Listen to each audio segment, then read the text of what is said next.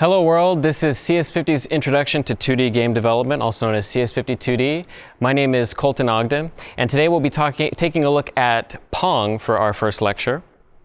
So I have a bit of a story about game development and programming. So what got me into programming to begin with many years ago was, as a kid, I really loved playing video games. And so I decided one day to go to the bookstore and look for whatever book seemed the most appealing or the most likely to help me in my endeavor to learn video game development.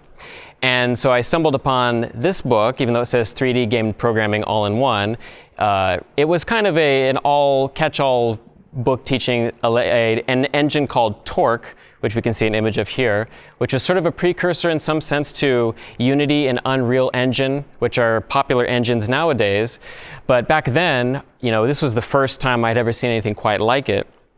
And I remember very vividly opening up the book and also looking at some of the source code, and I had never really thought too much about programming up till that point, or what game development really meant. I just knew that I wanted to make them. I enjoyed playing them, and it was a surprise, to say the least, when I opened up the book and saw dollar signs and ampersands and pipes and all these things, and it was very overwhelming to me, and I ended up, unfortunately, I suppose, tucking the book away and not really looking at it again. But sort of by happenstance, I was in a Barnes & Noble, not too far in the future, found a book that was a little bit more, I guess, to my liking or sensibilities, but I think also I had maybe been stewing on game programming and been disappointed at the fact that I had been disappointed, or at least my expectations had been negatively subverted. So I started reading this in a Barnes & Noble, C for Dummies, which is on the surface kind of humorous, but I found myself actually, with a different mindset, really enjoying it, and got more invested and interested in programming in general, not just related to game programming. And then this spawned a whole foray of looking at other languages and other engines and frameworks, not really Torque so much, but certainly all the way here now, teaching this course. And so one of the big things as I was putting this course together and thinking about this course was thinking about, okay, when I was first learning game programming, there were a lot of games growing up. I loved games, Super Nintendo, Game Boy, NES, whatever. There's a couple examples here of Legend of Zelda and Final Fantasy and Pokemon and Mario, and all of those games are, iconic games. And I think most people that want to learn how to program games are probably keeping these sorts of games in mind when they decide, I would like to take a look at learning how to program games. But unfortunately at the time, there weren't really all that many resources that I could find that would help me learn game programming in the way that I was hoping I could, in the sense that I could learn how to make these full types of games. And so in building this course, we decided to go with a whole approach that kind of is just this whole smorgasbord of video games. These are all replications of famous games, but as you can see, we run quite the gamut. We go through classics like Pong, which is what today's lecture is, which is all the way from the 70s, a very simple game. We talk about recent games like Flappy Bird or like Angry Birds, even Pokemon, and then classics like Mario and Zelda, which I think are some of the most famous and most beloved games. But really, Pong and today's topics, I think, set the stage really well for game programming in general. Even though on the surface, Pong is such a simple game, I think a lot of people have seen it, and we'll take a closer look in a moment. There's really most of the fundamentals of 2D game development exist within Pong, and then they transcend Pong to all the other examples, all the other games that we'll be building in this course. The two main key tools we'll be using are Lua and Love, Lua being the programming language we'll use. Love is a sort of this micro engine, a sort of framework, a runtime that uses Lua, but Love is what gives us the ability to draw things to the screen and do audio, all the things that a game typically needs, or a game engine typically needs. And then we'll be taking a look at the basics of shapes and text, actual visuals that you need to get something on the screen. Delta time and velocity, which is how you move things, and we'll take a look at that on the screen. Games are real time and things are always moving. We'll talk about state so that we can persist things like score, object-oriented programming, so we can represent our game objects, our actual data, as if it were real objects.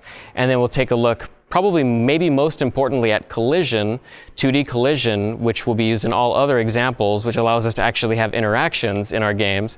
And then lastly, for fun, but also just to sort of complete the package, we'll be looking at sound effects, things like sounds in this lecture and music in future lectures, and we'll look at a couple of free tools that we can use that are just browser-based to actually create our own custom sounds and not need too fancy of tools. So for folks at home, to be able to follow along, you'll want to download Love. So Love is also known as Love2D. It's a framework, it's a binary, it's just a program that you can run on your computer. It's supported by most major operating systems. You'll just run it, and you'll run all of your code examples through just either dragging or dropping it, or installing a VS Code extension if you're using VS Code, things of that nature. And there's an excellent wiki as well that you can visit to get instructions for your operating system.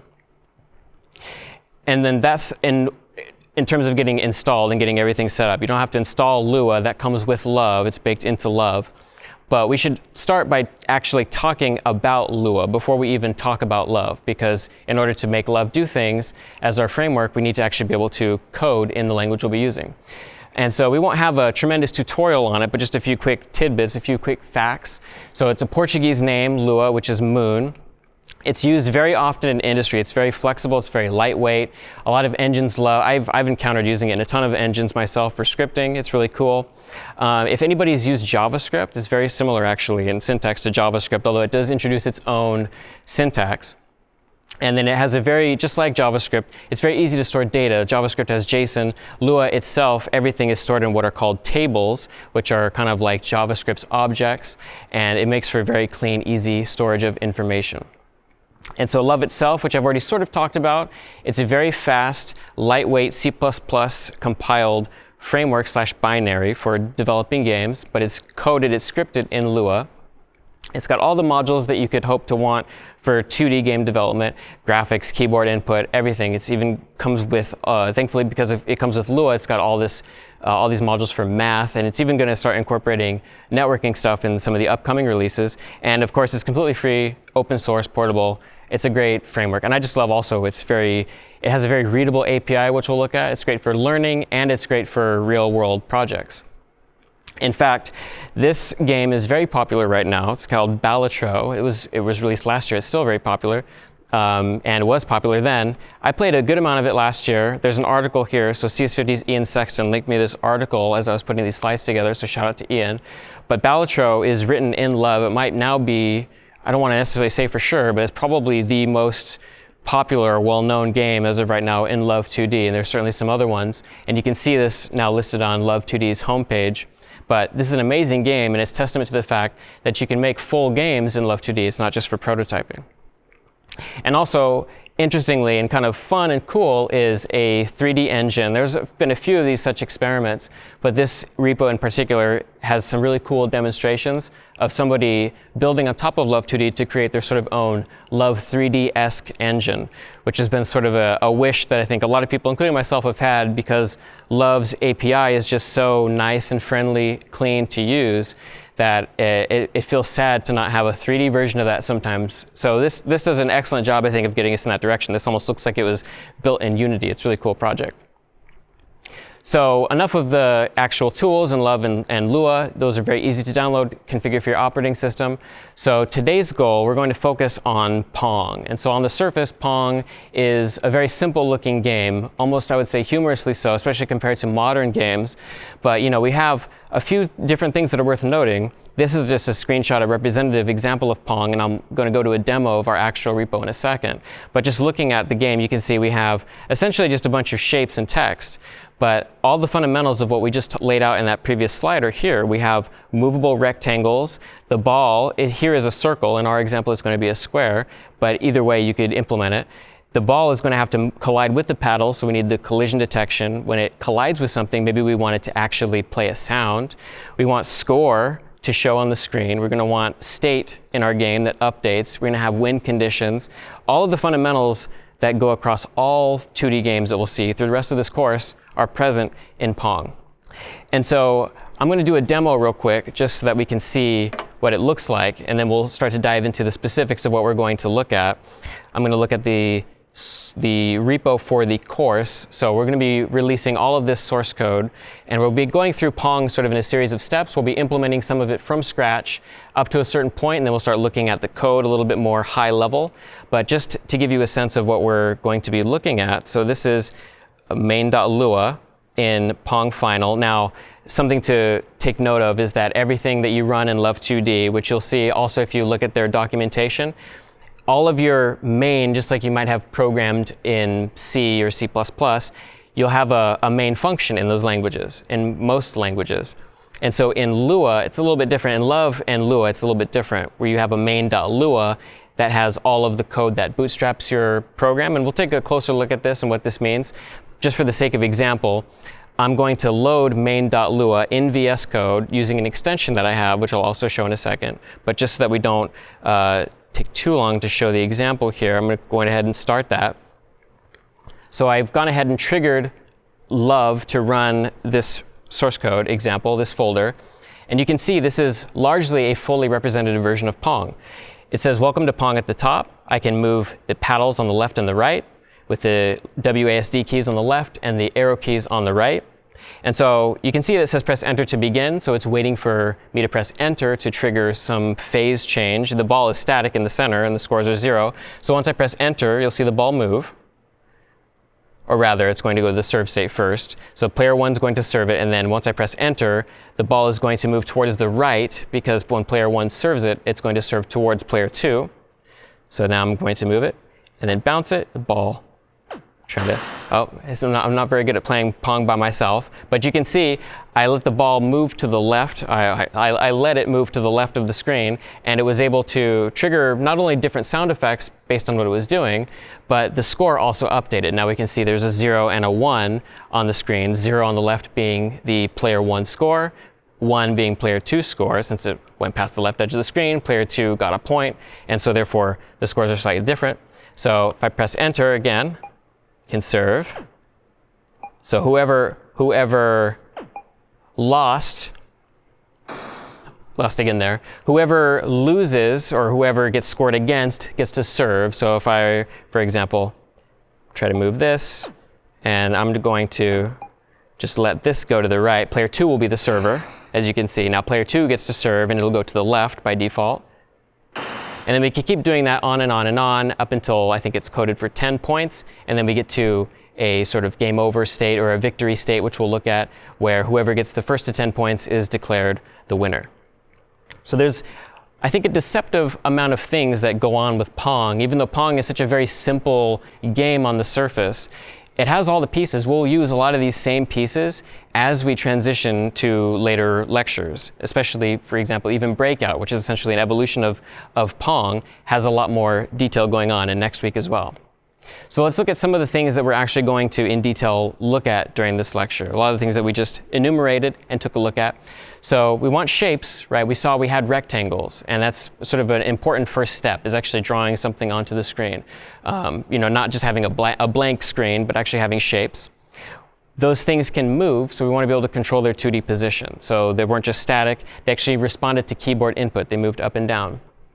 The collision detection is very important. The whole game is driven by collision detection, whether it's the top or bottom of the screen to bounce off the walls, or the left and the right, which is essentially the loss condition for either paddle, or I should say maybe not loss condition, but certainly what gets a point scored against the opponent is when one or the other side, the ball is able to reach it past the paddle. And then sound effects, as we saw, and then scorekeeping, so some basic state. And so the approach that we'll take for the first 5 or 6 examples here, there are a total of 12 or 13, are going to be done just from scratch, because thankfully Pong is a pretty easy lecture in which we can essentially just write it from scratch. We'll go over a few basics for every example, and then we'll actually dive into the code. And I have VS Code set up as my editor. You can use any editor. You could just use a plain text pad or text edit or the like, although I wouldn't encourage that probably. But VS Code thankfully has a nice extension called, it's called Love2D by Pixelbyte Studios, and it allows you to very easily just hit a keystroke, and I'll show that, I'll illustrate that. But for right now, just as a fun little also aside too, you'll see that I titled this slide the Day Zero Update. It's sort of a thing in industry, particularly I think with early access titles, but you'll see a lot of games like Minecraft did it, No Man's Sky, Enshrouded, Witcher 3, these are all very famous games, some in early access, some not so much. And it's kind of a thing in industry where no matter what you release, it seems like, whether it's trivial or not, it's an whatever update, something update, the X update, which I think is fun and cute, and that's kind of what I styled this course after. So every code example will have a sort of moniker, the whatever update that we're talking about. An important thing before we can even get started in programming this example, Pong 0, the Day Zero update, which is just going to be drawing a window onto the screen basically to get us started. We should talk about game loops. And Love2D is built, I think, very elegantly around this idea where all games, whether they're 2D or 3D games, they're all going to have some kind of inner game loop. And a game loop is a really simple, actually, series of steps when you look at it, diagrammed out. Now, it gets complicated, and there's obviously very many permutations of this, and the engineering of it gets complicated. But in a nutshell, and for the purpose of our lecture here, we can look at a game loop as a series of pretty simple steps, just a few steps. The first step is processing of input. So by processing of input, that means we need to essentially poll to check which keys have been pressed on any given frame. So a game will run, between 1 to 60 ideally frames per second on most computers. And so what a game essentially is an illusion. I might have this on the next slide, but it is essentially like a flip book that you just run constantly. I also think this is a pretty cute example of a flip book and I won't spoil it. I quite like it.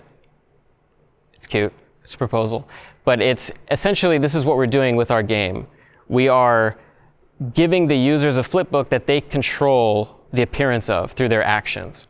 And so by processing input each frame, each 1/60th of a second, so think of a while loop. So if you're familiar with other foundational programming courses, which this course kind of assumes at least a basic introduction to programming and computer science.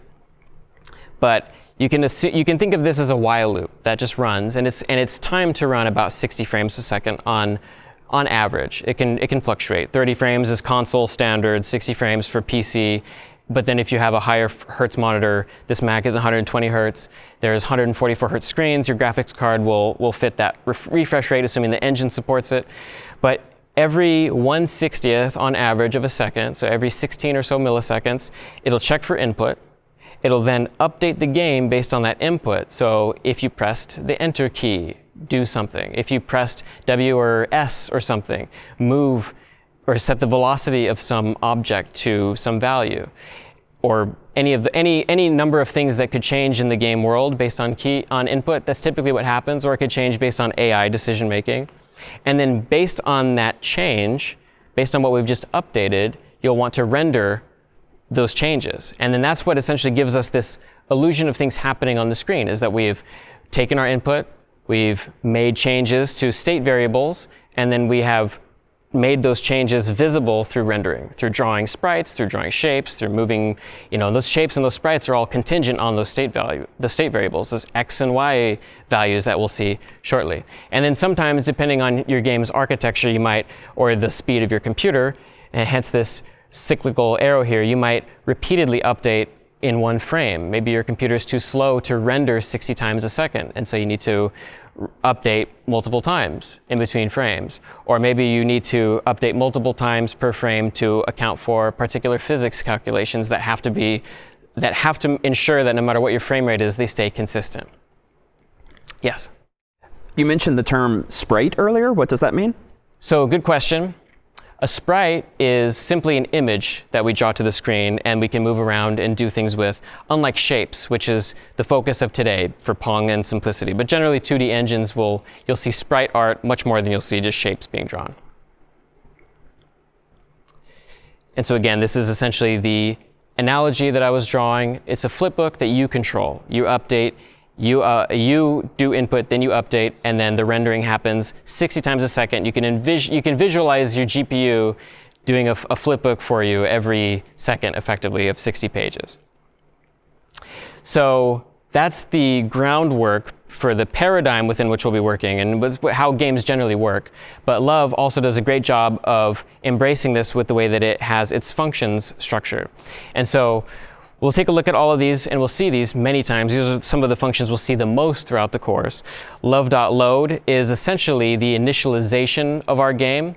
And then we have love.update, which we'll take a look at in more detail a little bit later. We'll get started not quite with a bunch of updating, but this is the ultimate driver, I would argue, of our entire game. And then love.draw, which is actually where we do all of the drawing. And we can visualize these as essentially being these steps that we laid out in this diagram, except these are functions, in this case, that Love essentially expects us to have implemented in our code, and we'll look at those and then call them for us in a game loop that it manages under the hood.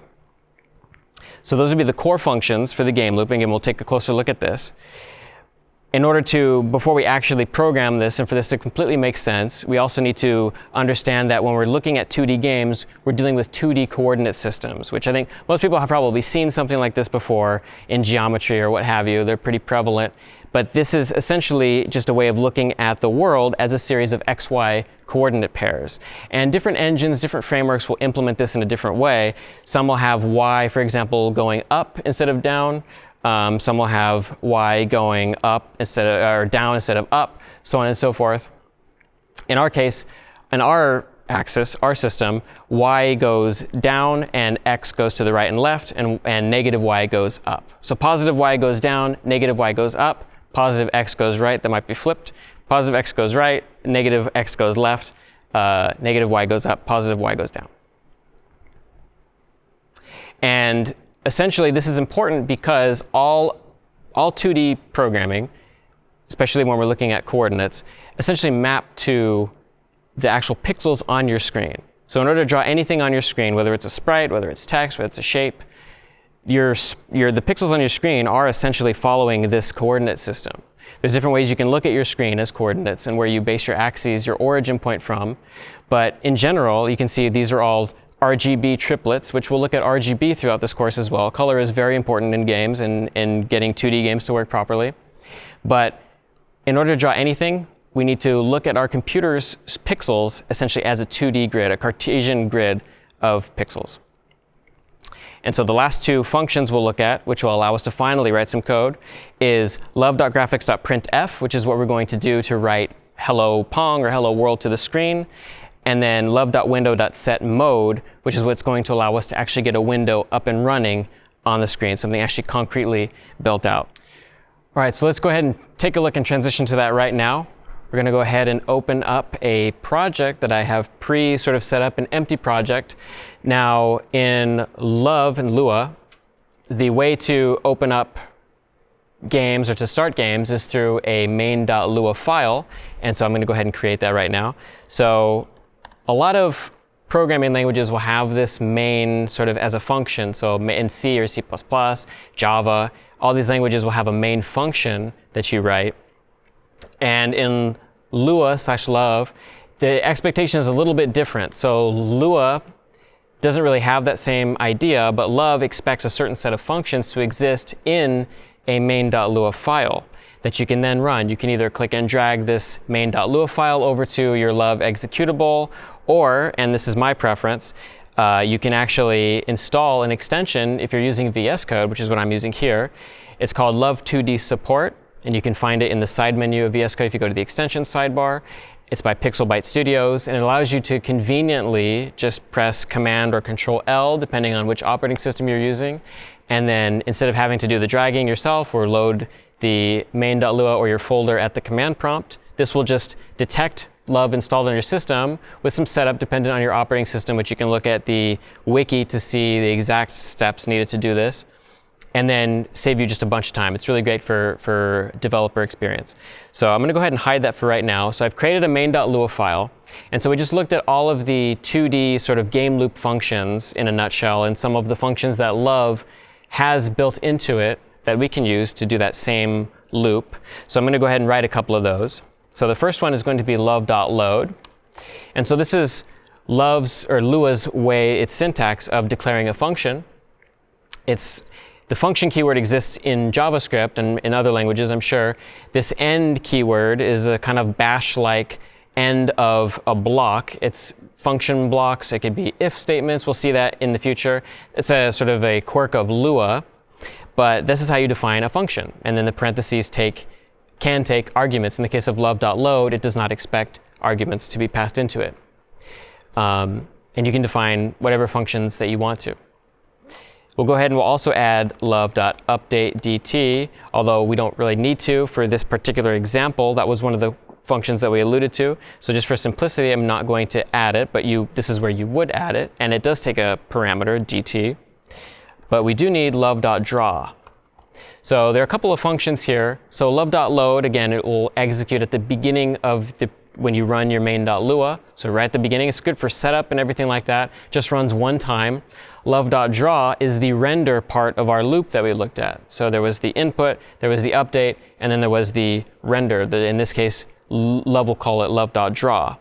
And so these are functions it expects in here. So it will call these for you. It maintains its own game loop that's always running, aspiring for the refresh rate of your monitor, 60 frames a second. And love.draw is one of those pieces. Now, there are two important things that we need to do in order to actually get this example off the ground. The purpose of this example for the day 0 update is just a very simple, let's just output a hello world or hello Pong into a simple, just black window. Just very simple, very minimal example. There are a couple things we need. We need a window, and then we also need the ability to render text onto the screen. So what we'll do, I'm going to declare a couple of constants here. So by convention, constants are fully capitalized with underscores between them. We'll say window height, or rather we'll start with window width is equal to 1280. And we'll say window height is equal to 720. So this is just 720p resolution.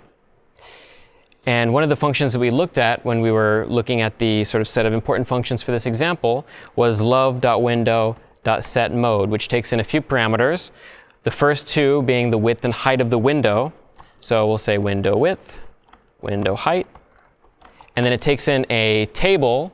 And this, if you're familiar with JavaScript or Python, in JavaScript these are called objects. In Python they'd be called dictionaries. So the same thing in Lua is called a table, which is its catch-all data structure. So we're going to declare a set of key value pairs here. We're going to say resizable equals false, vsync equals true, and full screen equals false. So we don't want it full screen. We do want vsync. Vsync is an important thing you see in games all over the place. Pretty much every game has a vsync on and off support. It just means to sync the game's rendering to your monitor's refresh rate so that you don't see screen tearing, which is when half of the screen or some portion of it seems slightly off because the rendering was sort of interrupted in the middle. We don't want that. People have different opinions about it. I like vsync. Typically, I don't like screen tearing. But there are certain situations where you don't want it to be turned on for sure for performance. But we don't have to worry about any of that stuff. So we're going to set the window mode with these parameters. And then love.draw, we're going to also call the function love.graphics.printf. So this is a rendering function that we saw earlier that Love2D provides for us. It has a few different parameters. So we're going to say hello Pong. This is the string that we're going to pass as our first parameter. This is what will actually print to the screen. Then it takes in an x and a y parameter where it's going to actually start its rendering. So the x, we want this text to be right in the middle of the screen, right in the middle horizontally and vertically. But weirdly, because this is a formatted function, formatted text function, the way that we specify the x parameter here is going to be a little bit different than what we might expect. We're going to say 0.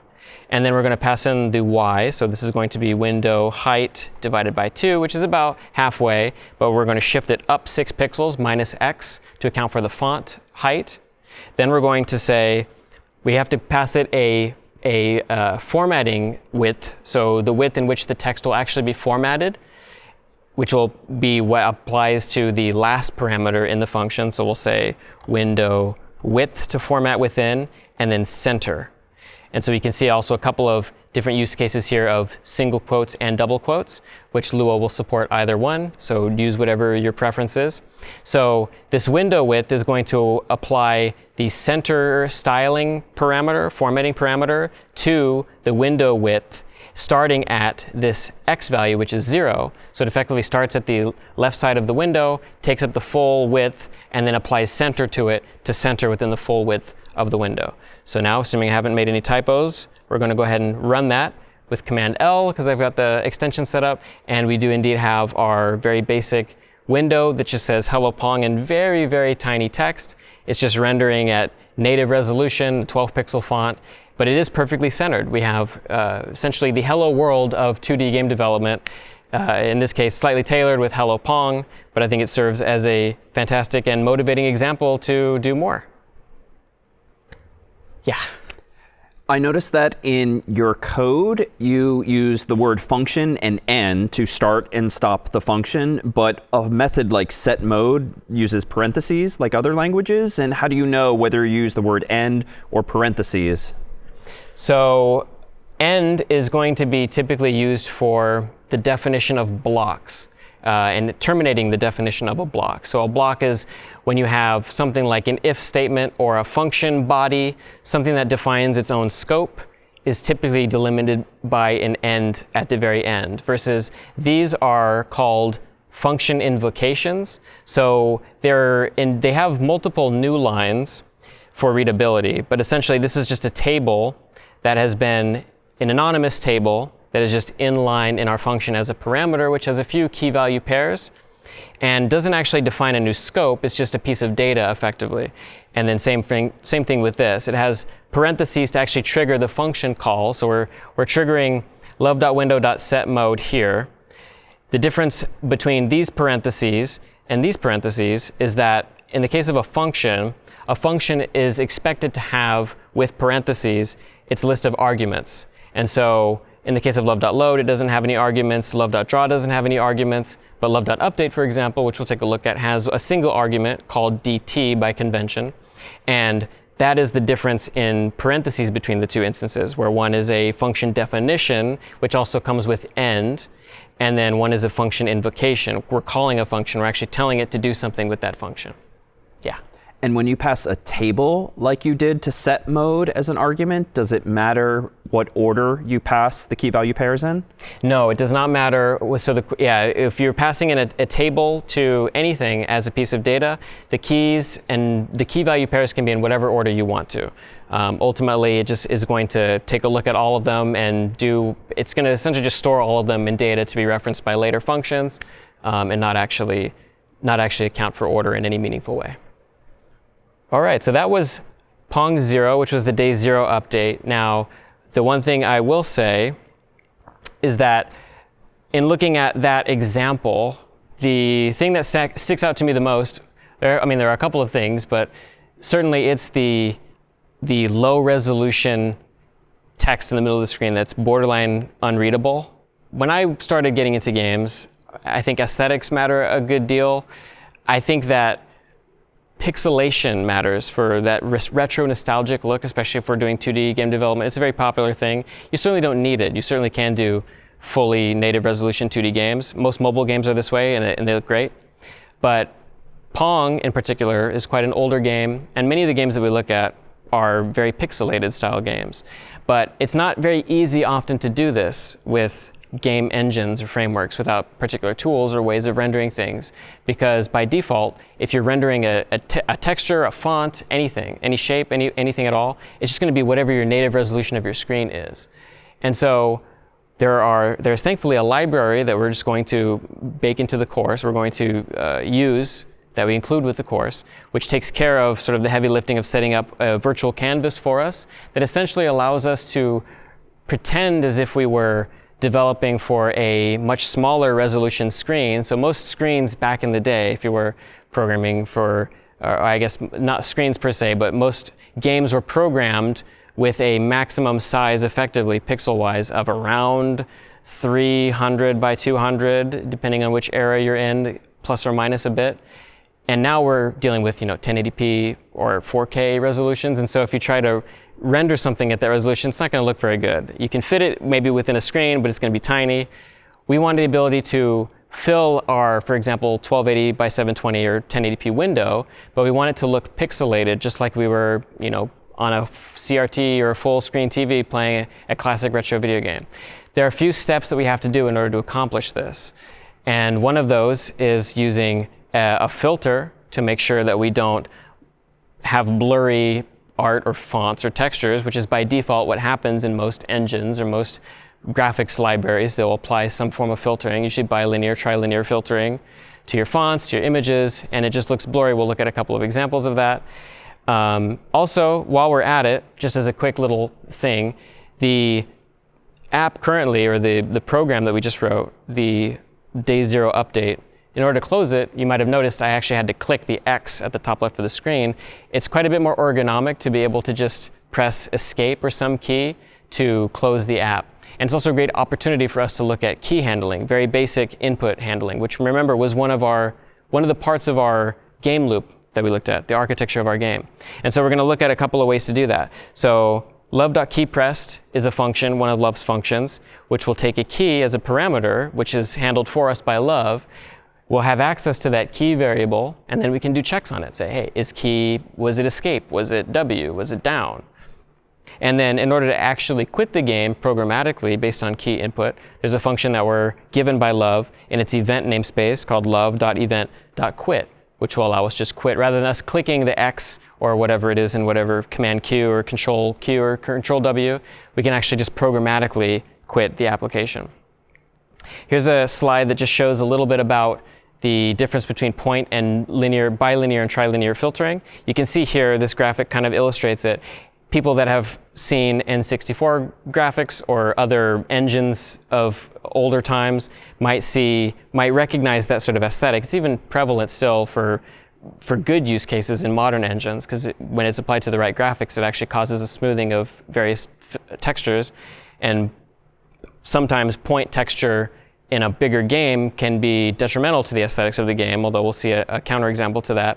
But essentially, this is just an application of towards the magnification and minimization of a texture or a font. How does it actually do it? Does it do it based on just literally taking what would be the nearest pixel if you were to scale those values down, hence nearest neighbor filtering or point filtering?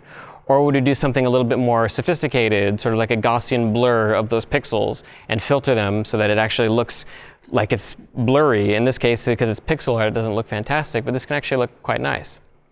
Here's an example of Ocarina of Time, which is an N64 game, very famous N64 game. And the N64 is notorious for having bilinear filtering on everything. It had very tiny texture cache, very tiny textures in general. And so developers would have to be stretching these very tiny textures over these large surfaces. And as you can see on the right, this is applying point filtering to it. And it does not look fantastic. It looks quite like PlayStation 1 graphics. PlayStation had point filtering on by default versus the N64's bilinear filtering.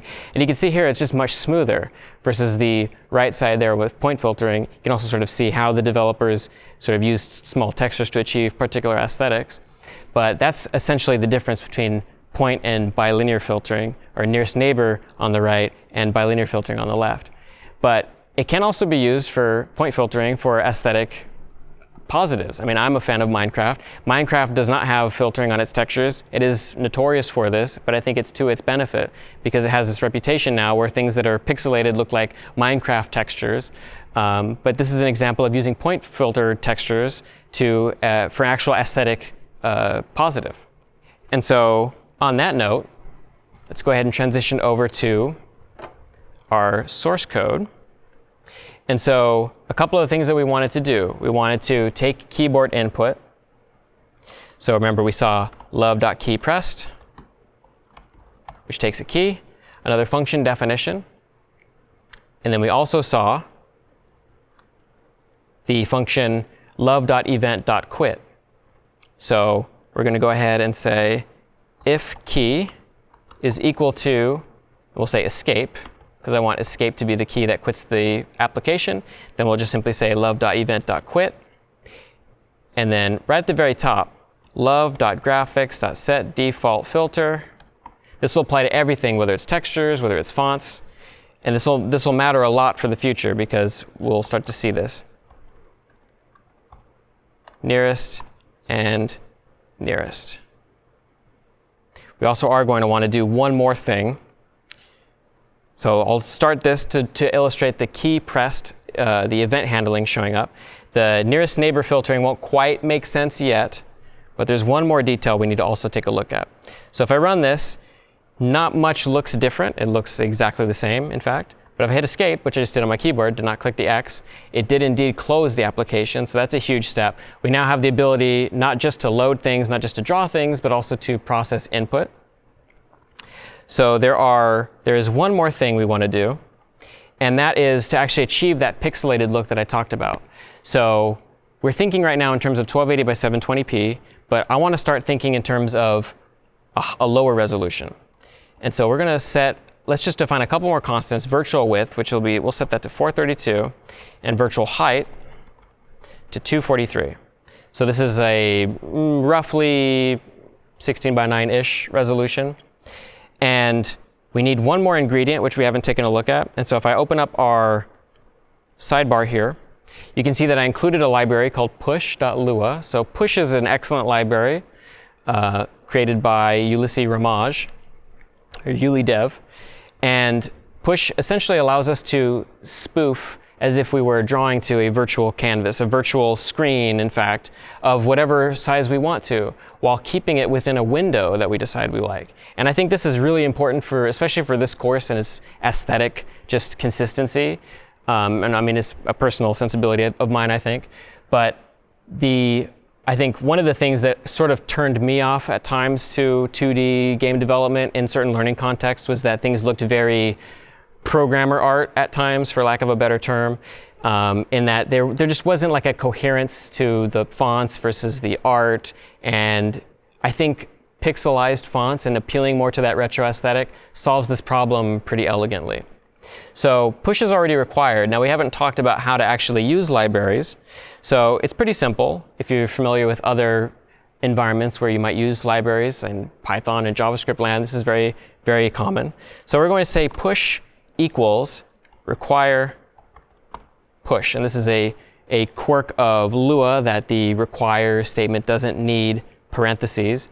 And then push here. So what I haven't said so far is that all of these variables here that are capitalized, rather that are just declared like this without a specifier in front of them, like instead of something like local here, which we'll take a look at, these are all global variables, meaning that we can declare them anywhere we want to, and they'll just be accessible anywhere we want to. You'll notice that we are using them here, and it's fine. We could also just define a variable in here called virtual width equals whatever, and it would also be globally accessible by the nature of just how Lua works.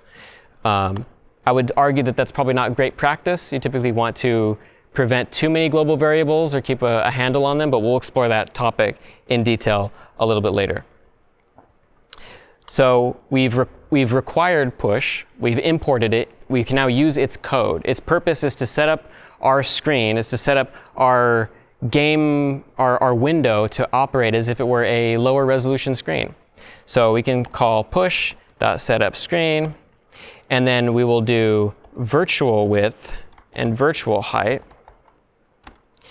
And then it takes a particular parameter called upscale in its table. It's very similar to love.window.setMode, but it takes a parameter called upscale, which just is the way that it applies its pixelization, its magnification to fit your window.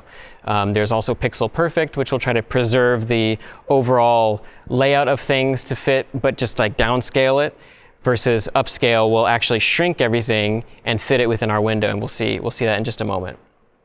So that's step one. Step two is we need to actually wrap everything that we do in our draw function inside two push calls. So this sort of like puts our game or our code in a state of existence. So by calling push.start, we're essentially saying, okay, everything you draw right now is going to be drawn to this virtual screen, this virtual resolution. And then once we call push.finish, that's essentially saying, okay, now turn off push. Whatever you draw is going to draw just to the window. It's going to be native resolution, no magnification. So I'm going to save that, and then I'm going to run this. Now this should essentially, if all goes well, hello world, recall previously it was very tiny. It should now be substantially larger, but still centered in our screen. It is black because, let me go back to the source code here. I neglected to also change the window height and window width of the actual printf function. That's also an important thing to do. So all of our actual calculations should also be done. All of our printing, drawing, everything should also be done in virtual width and height terms, not in window width and height terms. Because now, if we're pretending that we're, instead of a 1280p by 720 screen, we're at a 432 by 243, we want to also be thinking in terms of those XY coordinates. So I'm going to go ahead and change window height to virtual height, and window width to virtual width. And now, if I rerun this, we'll see that indeed we have perfectly centered Hello Pong, except now it is no longer very, very tiny. It is, in fact, it feels very cohesive. It feels like we're rendering for something from a bygone era, perhaps. But I'm just a huge fan of this sort of aesthetic, this way of programming, this virtual way of doing things, and it'll transcend to all of the other lectures that we have going forward to give us a coherent sort of like Super Nintendo or whatever era style look. Yeah. In main.lua, you used double quotes around a couple of strings, normal and hello Pong. Does Lua support both single quotes and double quotes? Yes, so Lua does support both single quotes and double quotes.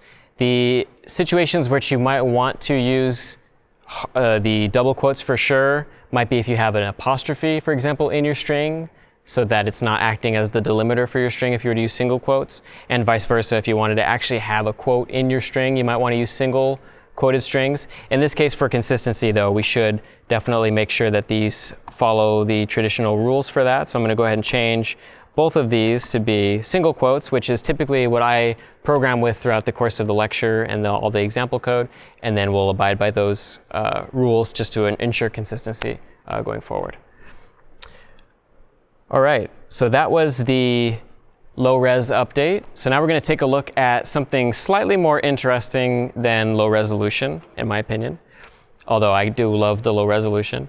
The fact that we're only drawing text right now is somewhat on the austere side, I suppose. So in order to actually get graphics onto the screen, Pong is interesting in that it is pretty much just rectangles in color and a little bit of text. So we already know how to draw text, which we'll be able to use for our scoring rendering. But in order to actually draw rectangles, we want a way to draw rectangles. And thankfully, that's very easy with Love. They give us a function called love.graphics.rectangle.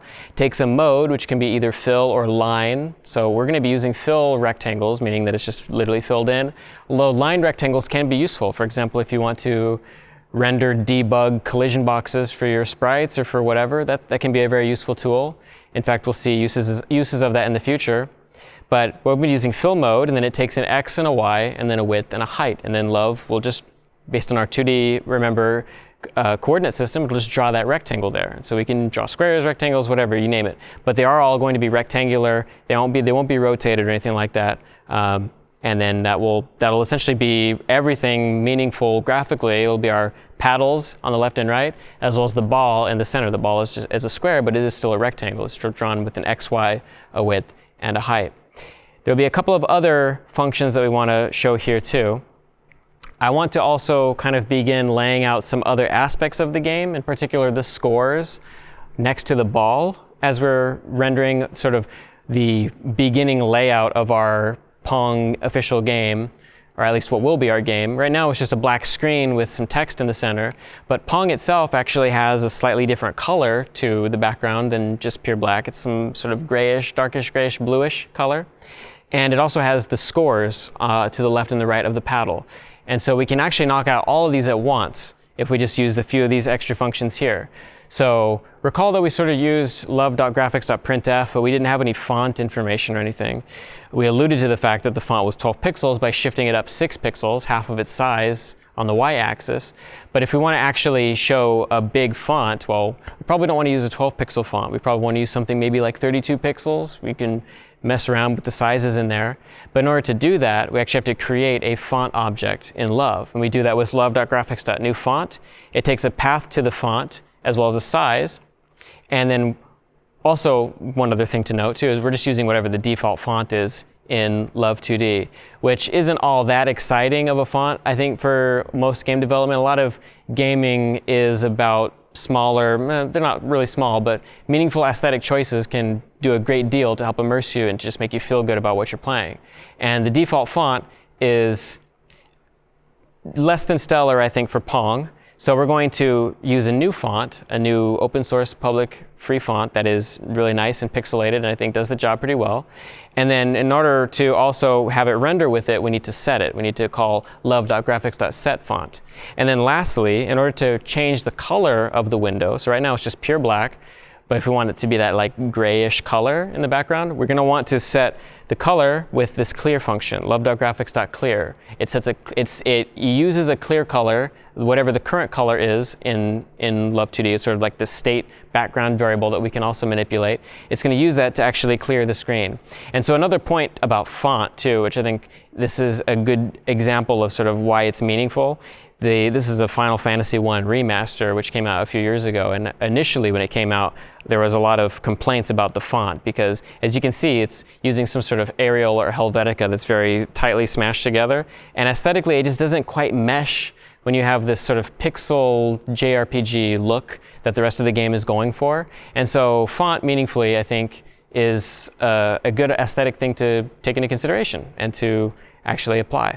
So we'll start doing that right now with the next example.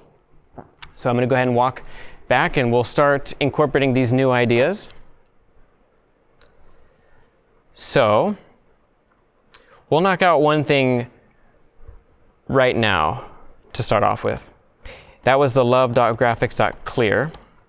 And so we have a color, I have a color in mind. I don't remember the exact RGB offhand, but it's something like 45, 50, 20, I think. And so the interesting thing about love.graphics.clear, and I think this is a broadly useful piece of information, is that it takes in an RGBA sort of quartet. And those four variables are what form an RGBA, not triplet, RGB triplet, but it has also an alpha component, which is transparency. RGB is a very prevalent, there are multiple color spaces to work within, but RGB is very prevalent historically and still today in not only just game development, but also CSS and other domains, which essentially models, and we saw that in the pixels that we saw previously, they were modeled with RGB lights. You have three different lights that go from 0 to 1 or 0 to 255 that if you combine them in different ways, you produce many millions of colors. So by setting something like 45 over 255, 50 over 255, 20 over 255, and then 1, the reason that we're dividing these numbers by 255 is that love.graphics.clear expects a 0 to 1 floating point value. And RGB is traditionally thought of as groups of 8 bits, so 0 to 255 for R, G, B, and A, and those together form one full byte of color. And what that allows us to do is model those components separately and then, raise and lower them within a relatively decent range.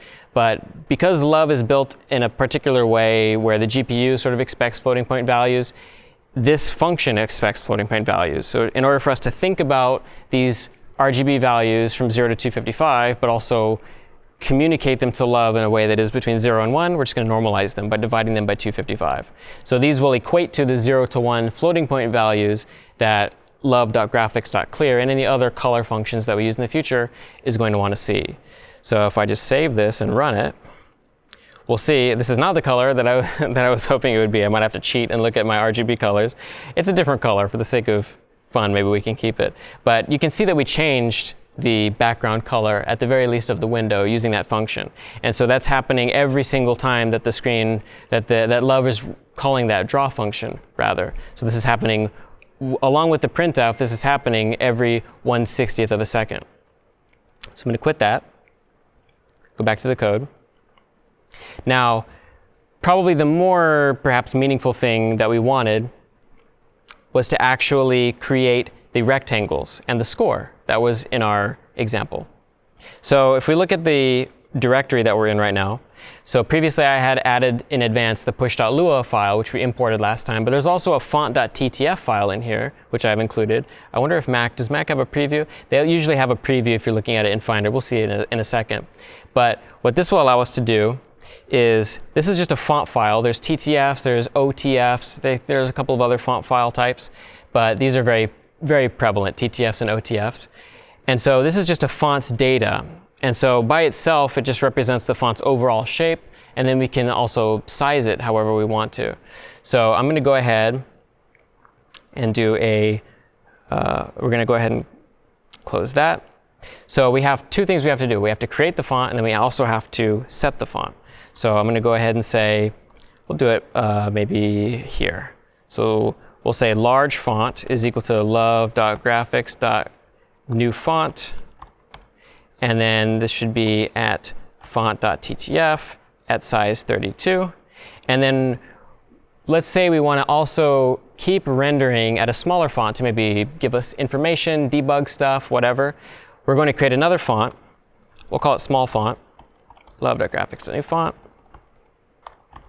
Same font, but 8 pixels instead of 32 pixels. So now we've got these two fonts. If I come down here and I say love.graphics.set font to small font, and we rerun this, now this is going to be slightly off. I'm going to change this to 4 pixels minus to account for the fact that now we're using an 8 pixel font instead of the default 12 pixel font. I'm going to run this. It's a little bit blurry looking because I think I put that above the love.graphics.set default filter, which you don't want to do. That was an example of bilinear filtering, and it looked not good. So I'm going to go ahead and rerun that. You can see now it looks very crisp. It's quite small. 8 pixels is quite small.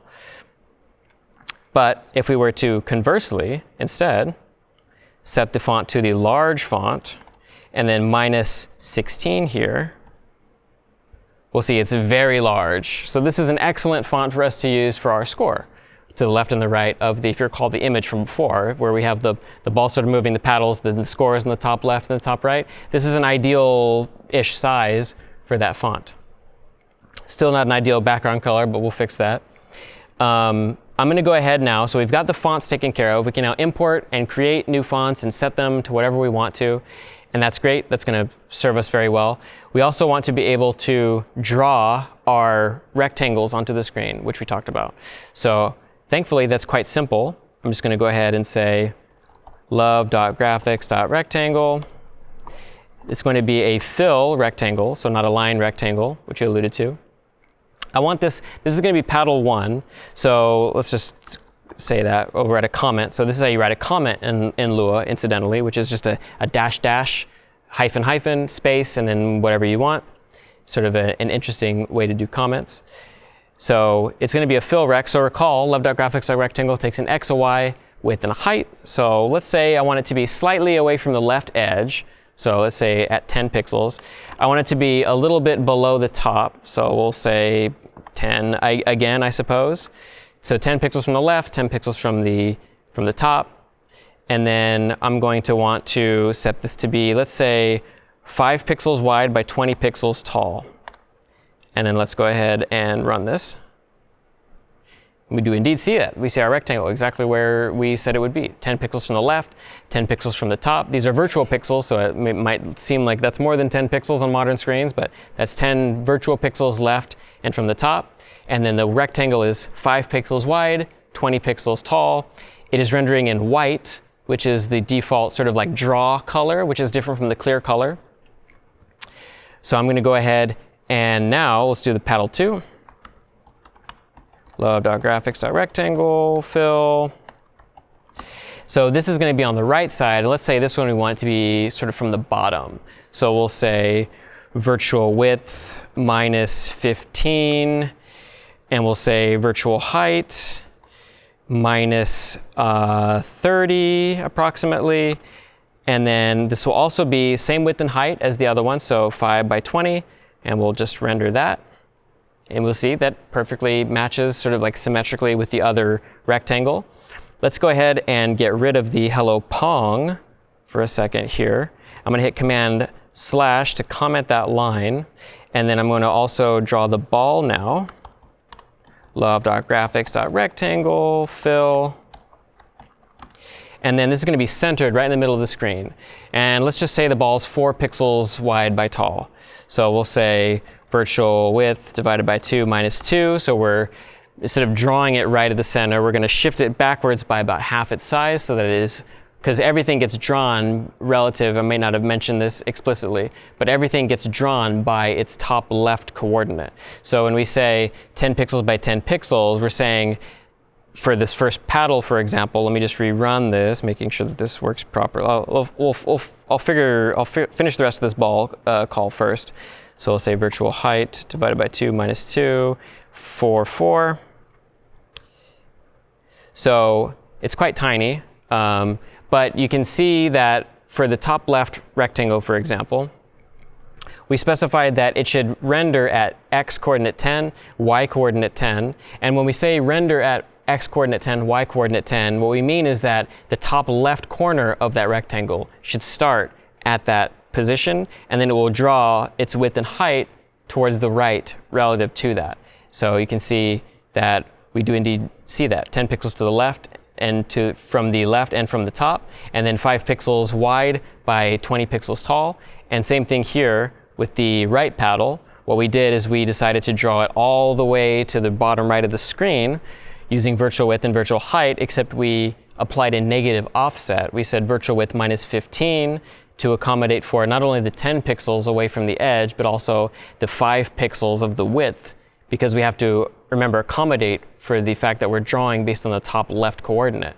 So if we want to show it 10 pixels from the right, it actually has to be drawn 15 pixels from that right side, because the width is baked of the rectangle is baked into that calculation. So that's what that offset is there. And then same thing for this 30 pixels, where actually if we want it to be 10 pixels from the bottom, because the rectangle gets drawn 20 pixels tall, we actually have to start drawing it 30 pixels from the bottom. So the 10 plus the 20 of the height. And then here, because we're just centering pretty evenly, we can just divide by 2 and then subtract half of the width and height. And then that gets us the paddles and the ball. And so the very last step in this example would be, we don't have the score. Now we have essentially already, thankfully, a piece of code here that we can kind of use for that. So if instead we go ahead and we say, let's just go ahead and print, first of all, why don't we start storing the score? These aren't used for anything yet, but let's just say for looking towards the future, we'll say player 1's score is equal to 0, player 2's score is equal to 0. These are global variables, again, because they weren't declared with the local keyword, which we haven't seen yet, but these can be used anywhere. So player 1's score, player 2's score. What we'll now do is, instead of previously we had hello Pong as a hard-coded string in this function, what we're going to do instead, there's a function called toString baked into Lua, which will take in an integer value, or pretty much any value, I believe, and print out a string representation of it, or return a string representation of it that we can pass into love.graphics.printf. So what I'm going to go ahead and do, I'm going to go ahead and say love printf toString, and then we'll say player 1's score, and then love.graphics.printf toString player 2's score, and then this will also be virtual height divided by 2 minus 16, virtual width, and then center. And then this, I believe we can just call love.graphics.print, give it a hard-coded value. Instead of centering, instead of doing any formatting, just for ease right now, we'll just use love.graphics.print, which won't apply formatting. It'll just print at literally the x, y that we tell it to. So I'm just going to say we'll start at virtual width divided by 2, and actually let's minus that by 50 maybe, and then virtual width divided by 2 plus 30-ish to ballpark. And then we're going to go ahead and get rid of these last parameters here. These are no longer useful because we're not applying formatting operations. So get rid of those. And we'll go ahead and now we should run this. We should be able to now see the scores on the left and the right approximately, but centered. They're going to be a little bit maybe too low in the middle because of the virtual height here, but let's just take a look to make sure we're on the right track. Well, that's quite, actually not horrible looking, right in the center there. Let's maybe shift them up just a touch, just to make them look slightly better. Let's say virtual height divided by 2 minus like 80, something like that. See if that's not too bad looking. Yeah, I would say that looks pretty good. And so with that, minus this rather unappealing olive color, which I can cheat maybe and look at my source code real quick and see what did I actually use for the RGB colors. 40, 45, 52. 40, 45, 40, 45, 52. I was a little off on the B there, the B value, the blue value. That looks much better. Okay, that's much closer to Pong. And what's cool is now we have effectively at least a skeleton, a visual skeleton of real, more or less Pong. You might look at this and think, oh wow, I'm actually playing Pong. So yeah, we've made a ton of progress already. So now that we have a sort of rough approximation of what our game is going to look like visually, the question presents itself of how to actually get the game to behave more like a game. Because right now it's very static, but I could press keys all day long, nothing's going to happen. We've seen input handling so far, but it's been just to quit the game. It hasn't been anything dynamic or movement related. But we are going to need to start integrating things like that in order to properly have a game that's interactive. So to illustrate some of that, we're going to go to the next update, which is the paddle update. And so it's named that way because the left and the right rectangles that we created, that we drew, were both our paddles. So that'll be the nomenclature that we use, paddles and then ball in the center, which will be relevant in a few examples. But essentially what we need to do is now allow for those to move, because them being static is obviously we're essentially making very strange art at the moment. But we're going to need a couple of functions in order to do this. So one of them is going to be, so recall we used love.keyPressed, which is just a callback function essentially that will trigger once whenever a key is pressed. So we press it, love is listening to that, and then it fires that event and then handles the actual pressing with whatever we decide to put in that function. But if we, for example, want to press and hold a key in order to move a paddle, let's say up and down consistently, well, key press isn't going to work for that because key press just works one key one time. So you press it and you can hold it all day. It's just only going to fire the one time. Thankfully, there's a function called love.keyboard.isDown, which will just continuously do a check whenever you call it. But we can't put that in love.keyPressed. This is where we actually get to use the arguably most important function that's in the game loop, although you could make arguments for any of them, I suppose, but love.update, which takes in a dt parameter. And dt is short for delta time. And this is a very important concept that we'll talk about. But essentially, love.update is going to fire every single frame, so 1/60th of a second approximately, depending on which resolution, or not resolution, but what our game is actually running at hertz-wise, 60 frames, 30 frames, 144 frames. It's going to run just like draw will, once every time that happens, every frame. And then it's going to also pass in the time. That dt is the delta time. It's called that because it's the time that has passed in seconds since the last frame. So this will be some fraction, some 0.001 or 0.016 or something, which is a small, very small value. But this is actually a very crucial value, maybe the most crucial value that we use, because it ultimately is the driver for how we can get consistent behavior across different computers.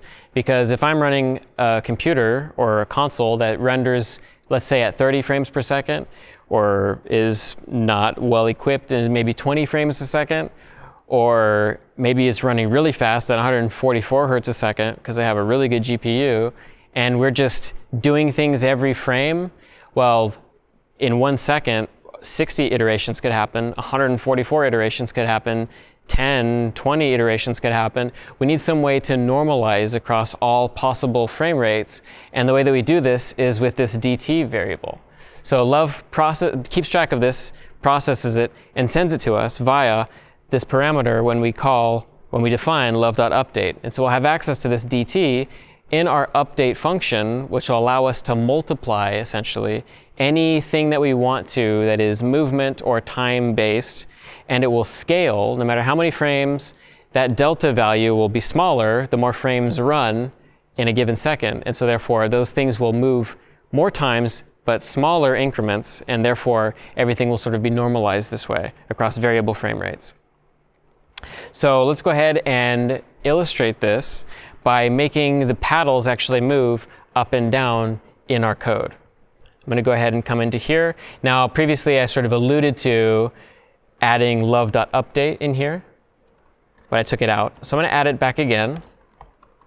It's another one of Love's main functions, just like draw and key press and load. So in here, we can call that function that I also showed on the last slide, love.keyboard.isDown. And in this case, it's going to take a particular key as a string for its parameter. So let's say the left paddle, I want it to move up and down when I use W and S. And then the right paddle will be up and down. So this code right here is going to adjust the paddle moving up and down. So if love.keyboard.isDown W, which is like WASD, then, and we haven't seen an if, well, I guess we have seen an if statement then, and I neglected to mention that if statements in Lua use the then keyword to specify the beginning of a block, and then these then blocks will end with an end, just like function blocks do. But I neglected to mention that last time, but that's what's happening here with the syntax. If love.keyboard.isDown W, then, so essentially what we're going to want to do at that point is we want to lower the y value of that paddle. The problem is we're not keeping track of that in a variable of any kind. So we probably need to start keeping track of that. So why don't, by our scores here, why don't we say player1 y is equal to, and recall that we sort of hard-coded these last time in the love.graphics.rectangle function calls. So I'm just going to declare it here to start with. So player1 y was set to 10, where player2 y was set to virtual height minus 30. If I have that correctly. Yes, virtual height minus 30. And so now we have these two variables.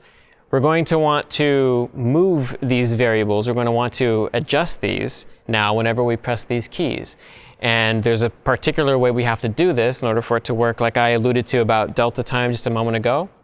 So what I'm going to do first, let's go ahead and define a paddle speed. And we'll say that this is in pixels per second that we want this movement to occur. So we'll say paddle speed, and we'll just, you can make this whatever you want. This is the aspect of game development that is sort of the balancing side, where you decide how fast, how strong, how whatever to make things. I'm just going to choose an arbitrary 200 pixels per second value for paddle speed. And so what I'm going to do now, so again, we're going back into our love.update.dt. If love.keyboard.isDown W, meaning that we're pressing W, this is a Boolean check, then we want that y value to decrement by effectively that paddle speed. We want it to be moving 200 pixels a second up. And so we can't just flat say player1y gets player1y minus paddle speed, because now this is going to happen 60 frames a second. It's actually going to be 200 times 60 times. What we want to do now is, remember, dt is going to be a fractional difference in time between this frame and the last frame. And we can effectively just multiply paddle speed by, and sorry, this is going to be player1 plus paddle speed, negative paddle speed rather, times delta time. So what we're going to do here is we're adding a sort of negative for readability. This will kind of help things, I think, be presented in a clearer way when we see it all together, and also simplify the code later on. But essentially what we're doing is we're taking the player1y, and we're just going to add to itself a multiplication of delta time with negative paddle speed. So this is going to be 200 by default. Delta time is going to be some value probably 0.016 approximately, which is going to, every 1/60th of a second, decrease that player 1 Y value by some 1/60th of 200 pixels effectively. So that by the time we've allotted 60 frames, we will have moved 200 pixels, regardless of our frame rate. Because in theory, if only one frame passed between this second and the last second, this DT value would just be 1, and which would effectively mean that your computer could be horrendously slow, and the movement is going to always scale by this delta in time between this frame and the last frame. And so we're going to do that. We're going to do this same operation in a few different ways here. So we're going to say else if love.keyboard.isDown s player 1 y is equal to player 1 y plus just paddle speed end. And then so this is for W and S, so W being up, S being down, Y goes down as it increments, as it gets higher. So we're going to also say if love.keyboard.isDown up. And then we're going to do this to player 2's Y, so not player 1. Player 1 just moves based on W and S. Player 2 is going to move based on up and down, so we'll say player 2Y is equal to player 2Y plus negative paddle speed times delta time times dt. Else if love.keyboard.isDown down. Whoops, can't type. Then player 2y gets player 2y plus paddle speed times delta time, and close that off, save it. Let's go ahead. Actually, we can't run it. It's not going to do anything yet because these are just variables that we have. We actually have to incorporate them into where we were rendering, because remember, update is just one part of the game loop. We also have to transfer those updates to the render phase. The render phase has to see those in order to do the actual updated drawing, right? Our flipbook analogy. And so right now, as you can see, these are hard-coded. In particular, the widths can stay hard-coded because in Pong, the paddles never will move, but the heights, in this case, will move. So instead of virtual height minus 30 as a hard-coded paddle 1, and I was accidentally hovering over this thing, which is the ball, it's these two here. This virtual height minus 30 is now player 2y, and this 10 is player 1y. And so if we save that and run it, so our paddles are in the exact same spot that they were previously, but now if I hit W and S, you can see the paddle is indeed moving at about 200, taking it on faith, but the math should check out, 200 pixels per second. Same thing with the up and down guiding the right paddle. And unfortunately, this is just one small step forward, because all we have to do is tinker a little bit to realize that we have a couple of issues with our code, namely that our paddles can go off the edge of the map, which is not ideal. Normally in Pong, you want your paddles to stay in view. And we'll fix that with collision detection, which we'll look at. It's a very simple form of collision detection. But clearly you can see that we have the ability to now manipulate the game world. It's not just a static sketch. It's not just a illustration of Pong. It actually is beginning to feel and look more like Pong. It is actually becoming manipulable, so to speak. All right, so now that we have a shell in place, we're going to begin to take a look at a few deeper topics, but also, one thing that stands out is the fact that we have the paddles moving, the ball's not moving. We're going to take a look at how to fix that, in addition to trying to think about how to clean up our data a little bit, our code. It's a little bit on the messy side, and it's only going to get messier with all these variables that we start adding and throwing around. So I'm going to go ahead and close this out. We're going to go back to the slide deck. So Pong 4 is the ball update. So as its name implies, this is essentially just going to be a slide about, an example about how to start moving the ball. But interestingly, this also gives us an opportunity to talk about random number generation, which is a very important topic in video games, because if the game is always the same no matter what happens, the predictability is a little bit, I would say, underwhelming, and I think people like to have sort of dynamism in their games. And there's an opportunity for us to test that here with our ball, actually, because our ball doesn't really do anything, but the ball is in the center and has to start moving. The question is, in which direction should it start moving? And we can start to solve that problem using random number generation and a few important functions here.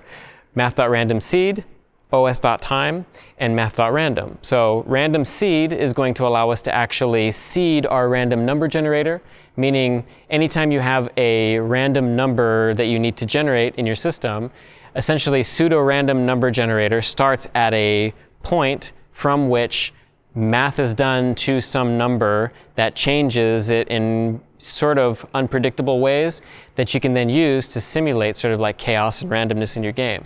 And so we're going to do that. In order to actually seed it though, give it that first initial value that's going to allow it to always start from a different place every time we run the game, we're going to need to pass it some value that's always going to be different.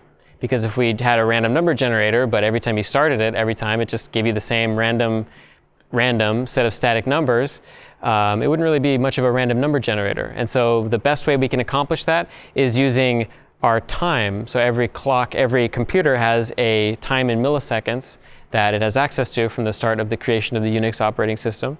And once that's in place, once we've seeded our random number generator with os.time, we can then call math.random, which takes in a min and a max value, and it'll give us a number between those two numbers based on that random number generator. And then in addition to that, we have a couple of other functions, math.min and math.max, and these functions allow us to clamp effectively values. We can take the greater or the lesser of two numbers if we want to do some arithmetic and then make sure that we don't exceed a particular number. We can take the min of two numbers, right, because that'll return the lowest. So if we go above 0 on our y-axis, for example, we can take the minimum of rather the maximum of 0 and that value going decrementing. So I had that backwards. So if we want to clamp something to a decreasing value and make sure it doesn't go below a certain amount, we use math.max, and then the inverse for math.min. If we want to prevent it from going higher than a certain value, we'll use math.min. So we're going to go ahead and transition now to some source code to take a look at this. Because we've sort of gone over, I think, most of the core pieces of Love2D, the game loop, the love.load, love.update, love.draw, we know overall the core of Love and Lua for the most part. We're going to, I think, instead of actually handwriting every example, we'll start looking at pre-made examples that'll go out with the source code distro marked after these updates. So for example, in the distro, there's going to be a marked folder that aligns with each example. In this case, we're looking at Pong 4, main.lua.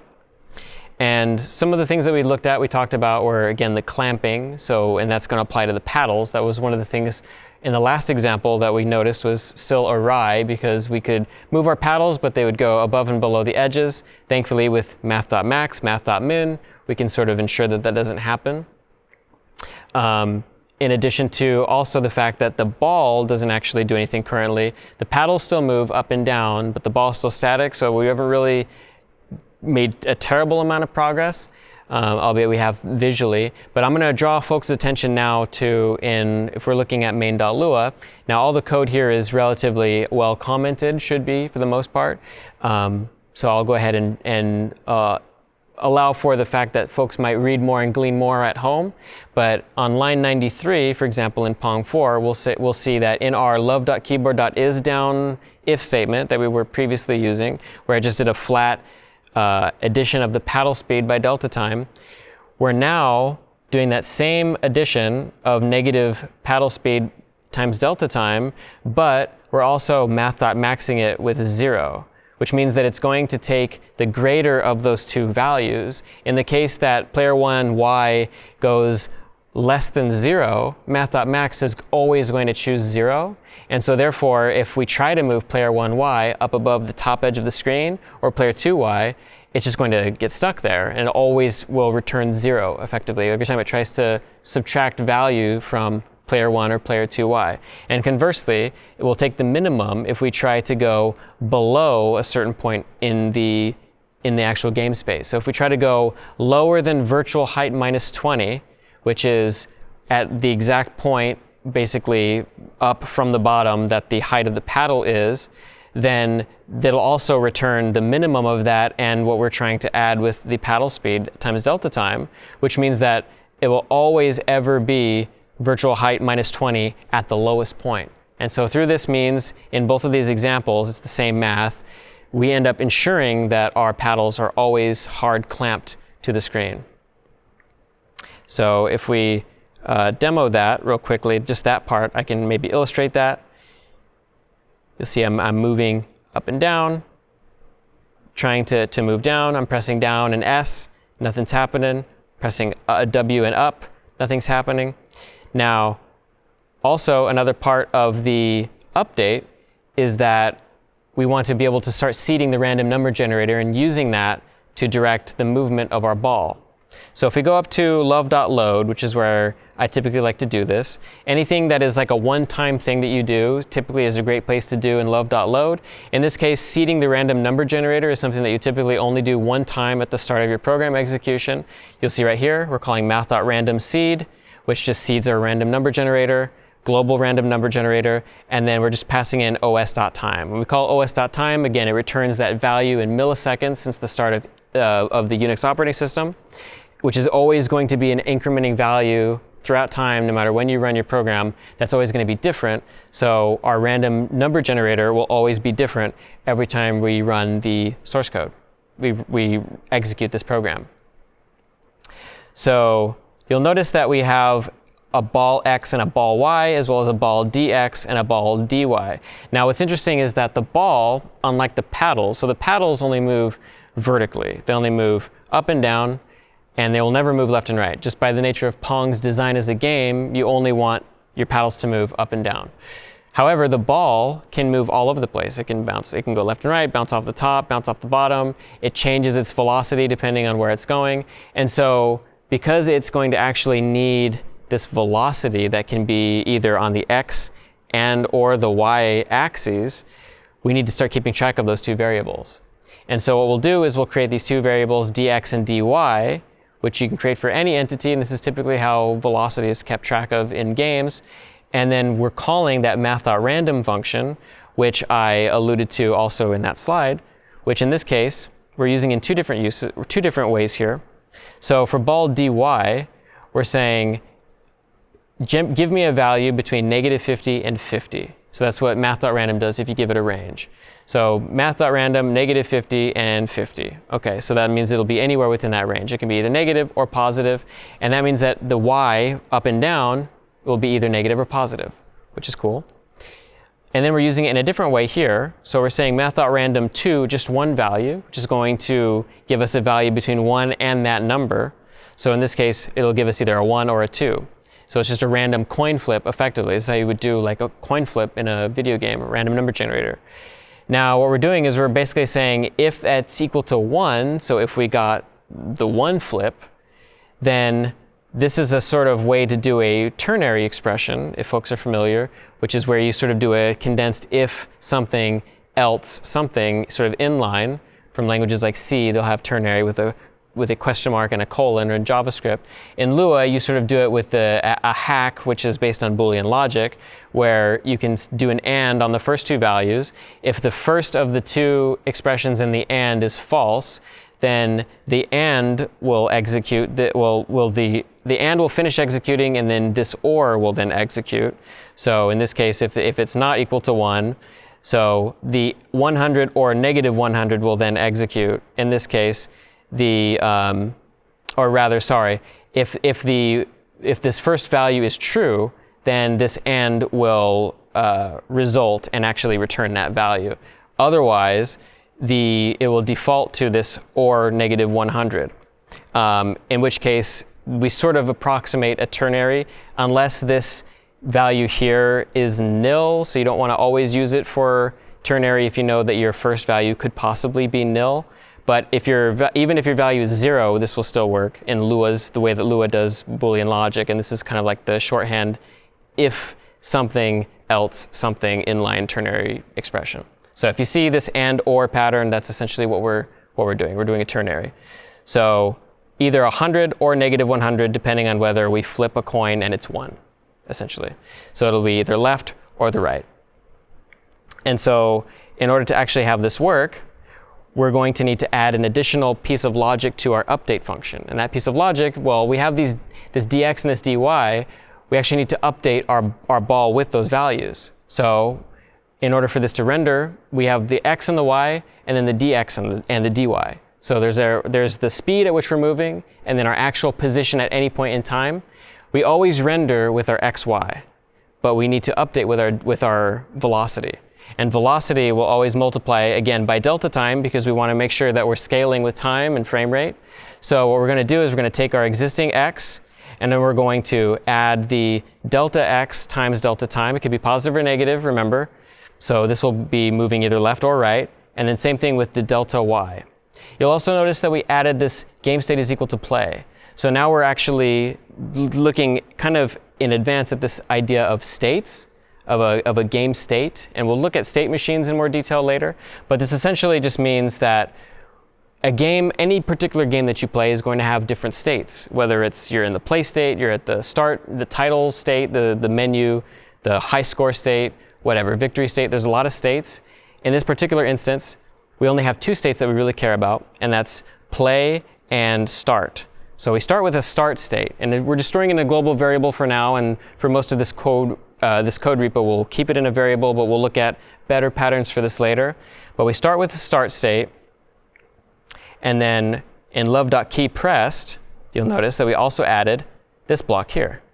So we're checking to see now, not only did we press escape in our callback function, did we press enter or return, because Max will register the enter key as the return key.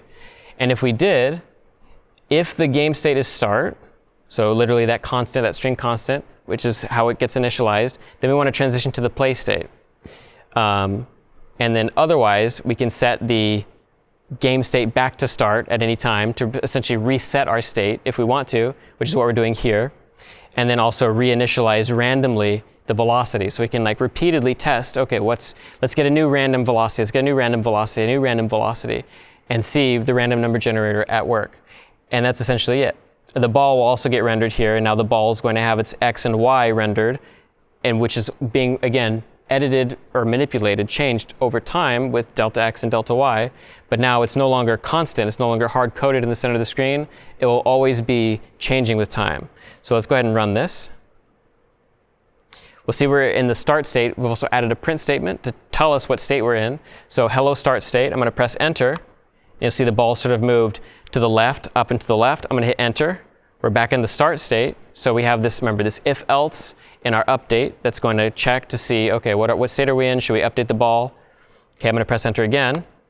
This time it went up to the top right. So math.random is generating different velocities, right? The y is the most variable, and then the x will be either 100 or negative 100. And this will determine, it's essentially a static speed left and right to start with, which we can add to progressively, for example, as the game goes on to add difficulty. But the y is the more variable. It could be negative 50, it could be 50. So you'll see different angles. So if you press enter again, you'll see that was a slightly sharper angle, less sharp of an angle, about the same, about the same. But they're roughly similar, not too steep. That one was a slightly steeper one, but it's going between negative 50 and 50 pixels per second on the y-axis. And so that is all for the Pong 4 example. All right, so we've now got the paddles working, we have the ball working, but we do have a bit of an unwieldy code situation on our hands, and rather than just continue to add a bunch of these variables, I think this is a good opportunity to look at something called object-oriented programming. Now, Pong 5 is called the class update because this allows us to introduce this idea of a class. So a class in the world of object-oriented programming is, you can think of it like a blueprint where it sort of defines the shape of an object. So an object is essentially a way to containerize data and methods. So think of all of the velocities and x, y position and everything, and then functions that those entities, be they paddles or balls or whatever, might actually apply to those data inside them, especially when we get into things like collision detection and more sophisticated interactions between entities. The fact that we can just have all of the data compartmentalized inside of something rather than have, an x, y variable for every paddle or ball or entity, delta x, delta y, and all these different, especially global variables right now, gets to be very unwieldy, especially if you can imagine having like 100 creatures in your game, or go even crazier than that. So a class allows us to think of, okay, well, how can I define maybe the idea of a paddle as a piece of data that has all of its own information and also functions that deal with that information together in one place that I can just reference and call and not bog up my main.lua file or what have you. And so this diagram here sort of illustrates that. It defines the car blueprint here, so the class is sort of having these methods and attributes, methods like refuel or get fuel, attributes like fuel and max speed. So the attributes and the methods sort of work together to achieve particular goals. And so this slide kind of enumerates a few of essentially a lot of the things that I just talked about, which essentially just talks about a car example more concretely, where a car can refuel, it can honk, it can do all sorts of things. And in games especially, so objects and classes sort of model the real world sort of, more or less, as actors, entities working and sending messages to each other, invoking actions, invoking methods between one another in order to accomplish things. And games are essentially just this big collection of entities doing these things. And so game development sort of lends itself well to object-oriented programming, I think. Also, there are other paradigms like entity component systems, which are less in the form of object-oriented programming and more of a compositional approach to data modeling. But in this case, in this course, to start with, we will focus primarily on object-oriented programming with a helper library that we have included. And then folks can, if they ever venture into some place like Unity or some other engines, they might see something a little bit more like an entity component system, which models data slightly differently. So I'm going to go ahead and just kind of show quickly how we can remodel all of our data, all of our existing codes thus far in the repo. If we go to Pong 5, you'll notice that we do have a class.lua file included in there. And so this is just a library. Lua sort of includes most of these features that we can use, the syntax that we can use to use objects, but it makes a couple of things cumbersome. And so this library helps us a lot with that, especially later down the line. So it's called class.lua. We'll see examples of how to use this. If I just open up main.lua really quickly and we take a look, we'll see we're using a lot of the same constants and everything. We can scroll through love.load and we'll see everything's largely the same, except when we get to line 81 and 82, we're no longer seeing these collections of dx, dy, player 1, y, all these things. Even this, well, I think the scores might still be in here, or maybe we move those somewhere else. But player 1 is now just paddle. You can see this got a capital paddle. It's taking in the x, y, the width, and the height, which are those constants you might, those literals might look familiar. They're the same literals we were using previously to define the data. And then player 2 is kind of getting those same literals. But now, rather than have these variables that get stored and manipulated, we have just this thing called paddle that we're using, and same with ball.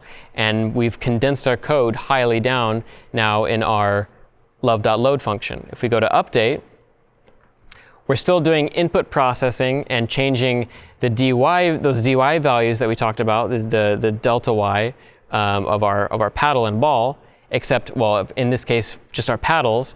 But you'll notice that now we're doing player1.dy. We're actually using a field within player 1 rather than just having a variable called player1dy. Now it's player1.dy. So dy is now located inside of player 1. It's a field in the object-oriented sense. Same thing with player 2's movement block here. These are separated out. They have different movement, so it sort of makes sense to still keep the logic here inside of love.update, outside of their own update functions. But as we'll see, as we can see, for example, here at the bottom, they actually do now have their own update functions. So we don't have to put all of the logic needed to update them inside of love.update. In fact, I think it's better practice to keep love.update, all of the love functions in your main.lua as clean and concise as possible, and defer the heavy lifting to other files, modules.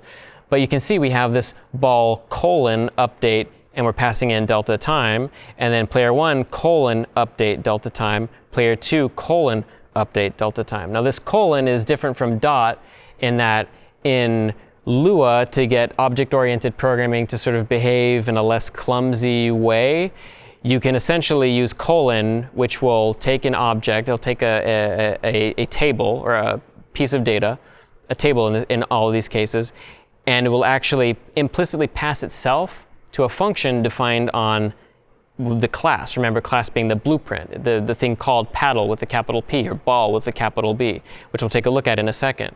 But essentially, all this does for now, to think about it, is that it allows us to call methods on ball, player 1, and player 2 that are a part of that blueprint definition.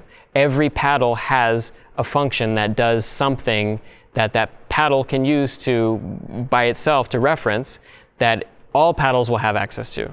But the function will work on the paddle making that call. Like this ball's update will know about ball's information. This player 1 update will know about player 1's information. All the fields are in player 1, and all the methods are in the player class. And so it will know what to do with that. We'll take a look at that in just a second.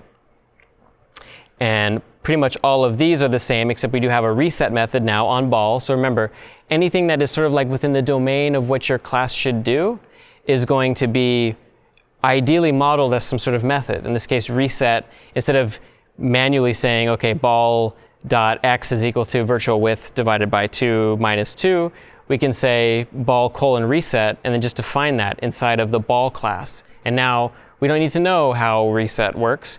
We just need to know that reset is a method on the ball class, and this ball object here has access to that at any time. And the last piece of this is that all of these now also have their own render function. No longer do we have to specify the complicated logic for how to render the paddles and the ball. We just say, okay, player1.render or player1 colon render, player2 colon render, and ball colon render. We sort of like are hiding this information so we don't have to worry about it so much from within our main.lua. So I'm going to go ahead now. I'm going to pull up ball.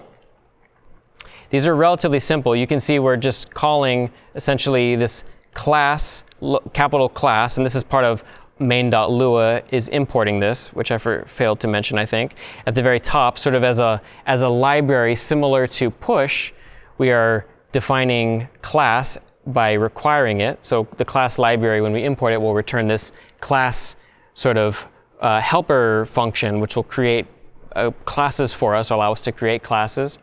And then we're also requiring these, we haven't really done this yet, but we're requiring our own files with paddle and ball. We're just calling them paddle and ball. Lua does not require that you specify .lua. It'll know to look for a .lua. So you can just say require paddle and then require ball.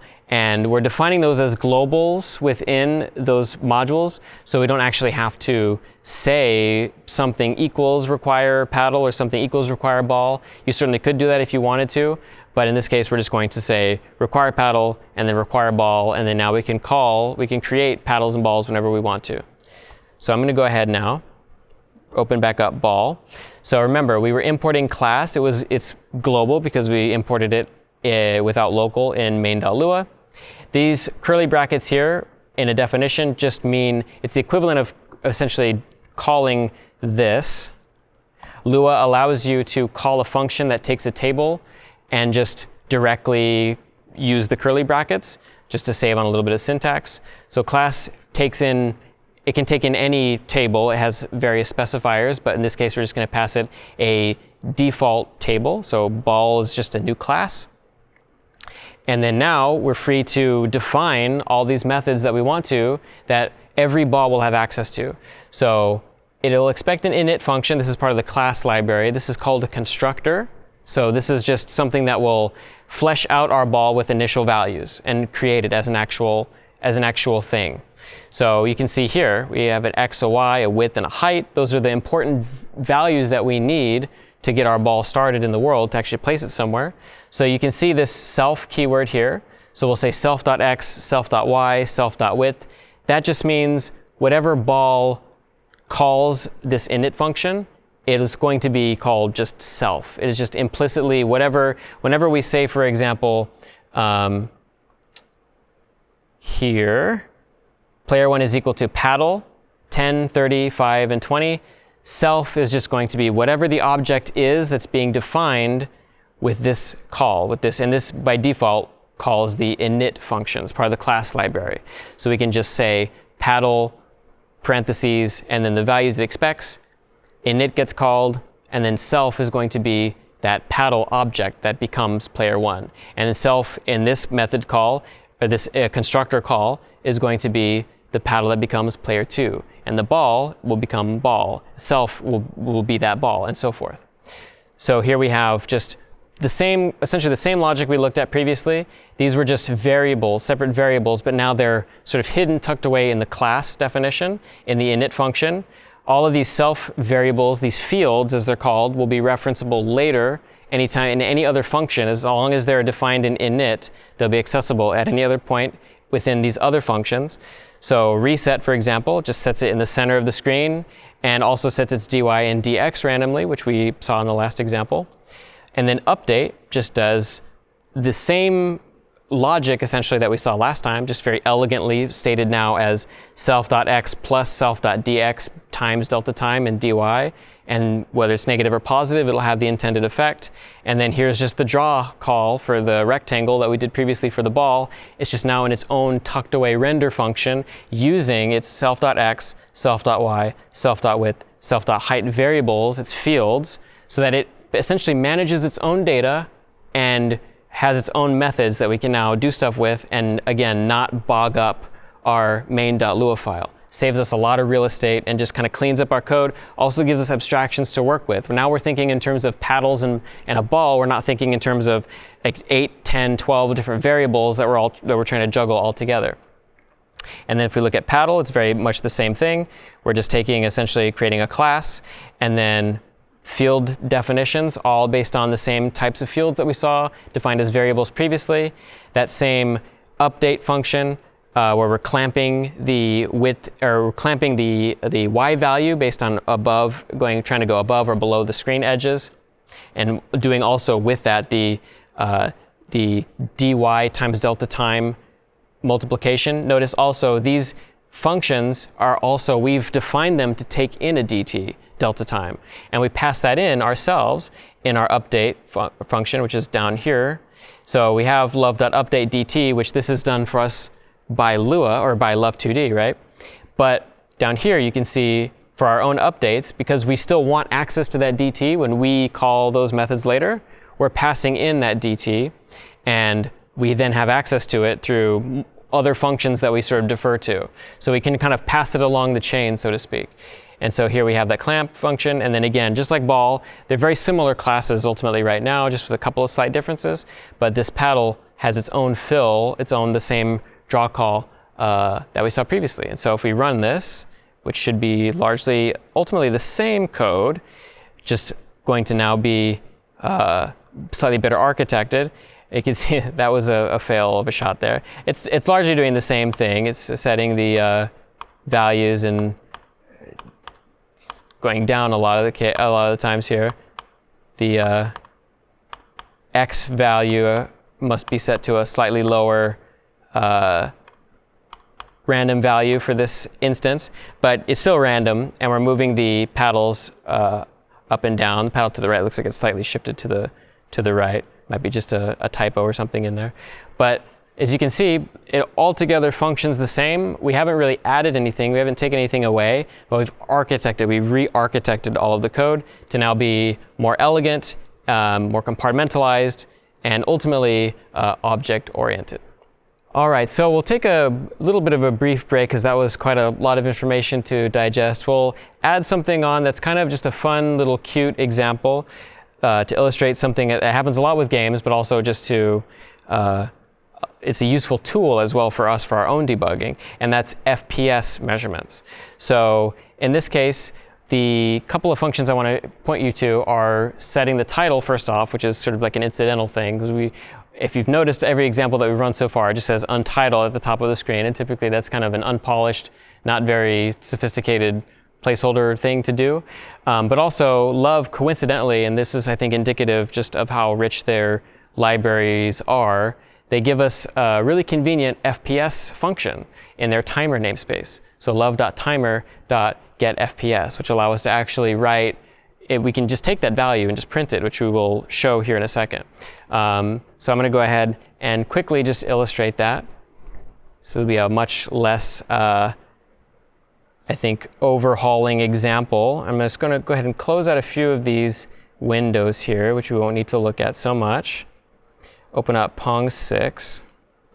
And so the majority of this is going to, again, be in the love.window.set title, which is right here at the very beginning. We just created Pong. It's pretty simple, nothing too fancy. And then down here, I went ahead and created, if we scroll all the way to the bottom, I created a little function. So we also haven't looked at the set color function, which allows us to, because we looked at the clear color function, but this is actually going to set the color for drawing. So things for fonts, for visual things like rectangles, things like that. You've noticed, like, for example, the background was the different color from all the drawable stuff, like the fonts and the rectangles, because those are using a different color. So Love has a active drawing color that you can set. And I figured this is a good opportunity to illustrate that. So in this case, what we're doing is we're just setting it to literally hard green. So 0 on the red, 255 over 255, or we could write 1 here for the green, 0 on blue, and then 100% opaque. And so after that, we then say FPS : toString, which we saw previously for the scores. And then again, the function love.timer.getFPS. And then right here, you'll notice that we also set the color to 1111. And I would even argue, sometimes it's nice to see the 255. I think in RGB terms a lot. My brain sometimes goes to 1111 really quickly as well for just quick and easy white. And then black could be 0000 as well. But I'll just, for consistency, you could also just set these to 1. Because remember, it's just always trying to be between 0 and 1.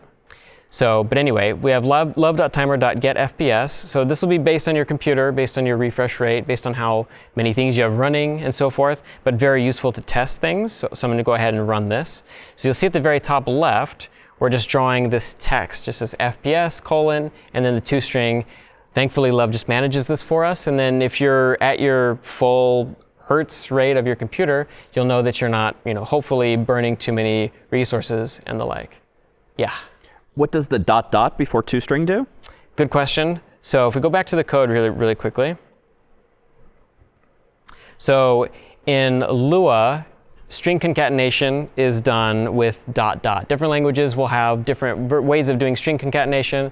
Some will do pluses. Some will require you to use a function. But in this case, in Lua, they decided that ... should just be how you add two strings together to form a new string, essentially. So if we go back here, you can see that the FPS briefly changed there as I was scrolling between screens. But I like things like this. This is, I think, representative also of a philosophy of overall just debugging when you're doing any programming. Programming in the world of games is very convenient in some ways because you can visually do things that are otherwise rather difficult to do in more systems-oriented environments. Web is similar in that way. You can actually visually debug your application, but if you're doing server-side programming or the like, you sort of miss having nice visual tools like this. And so we'll see this a lot. You'll often run into debug modes in games where you'll see wireframe meshes around things or rectangles in 2D games to visualize their collision boxes. But it's a similar concept to this, and often using a different color, something bright like this green, really helps it stand out. Which brings us, speaking about the topic of collision, to the next important subject, which is the collision update. Arguably, the most important part of this whole, I would say, example, this whole code base, is right now we have things that can move. We have velocities moving things, we have input moving things, we have all of the important factors to sort of get the game interactive. But a game isn't a game if you can't lose, really. It's more of just a fun little experiment, visual experiment. And so we have to talk about collision detection. And in the world of 2D collision detection, if we want, for example, the pedals, so we have like the clamping we're using to make sure they don't go above and below the edges of the screen. And that's pretty straightforward. But if we want, for example, the paddle and the ball to collide with each other to get a message to the like that they have collided, and to then set, for example, the velocity of the ball to invert on the x-axis if it hits a paddle, and on the y-axis if it were to collide with the top of the screen, which doesn't use AABB, but similar idea. We're going to need to talk about access line bounding boxes, AABB collision detection, which is simply testing to see that literally, as its name sort of implies, you have two boxes that are axis aligned, meaning they're not rotated at all. They're very tightly aligned to your XY coordinates, meaning that they can be deterministically calculated based on like width and height offsets to determine whether they're colliding. As you can see here, I put some coordinates there just to show like what an example of two rectangles colliding might look like. This is an example of them definitely colliding, but you can effectively think of AABB as checking, do my two rectangles have a gap between them? And you can decide whether you want a collision to also count if they're directly touching each other or if they have to be actually intersecting. In our code base, they have to be intersecting. But different depending on what you want your game to look like. For example, you might want people to walk on your ground in a game and might not want certain collision to occur when you're just walking, but you might want it to occur if they're like falling through the earth and that's to trigger a fall damage calculation or a bounce or something. So there are instances where you might want collision detection to occur based on touching but not intersecting, and in some cases where just only checking for either is fine, and hard checking for intersecting is what you want. So there are a couple of ways to sort of look at the overall pseudocode. You can check to see whether there are no gaps, in other words, just doing an and over all, basically essentially checking to see is there no gap on all four sides. Basically, are all four sides not there's no space basically between any of them. You can also check to see if any of them are spaced apart from the rectangles. Like if rectangle A is spaced apart from rectangle B on its opposite sides, which we'll see a visual of in just a second.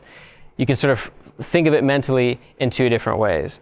If we move ahead to a couple of slides, this is just the other way that you can check to see whether there's any gap at all. Basically a combination of ands and a combination of ors, and it's like a De Morgan's law of Boolean logic, essentially.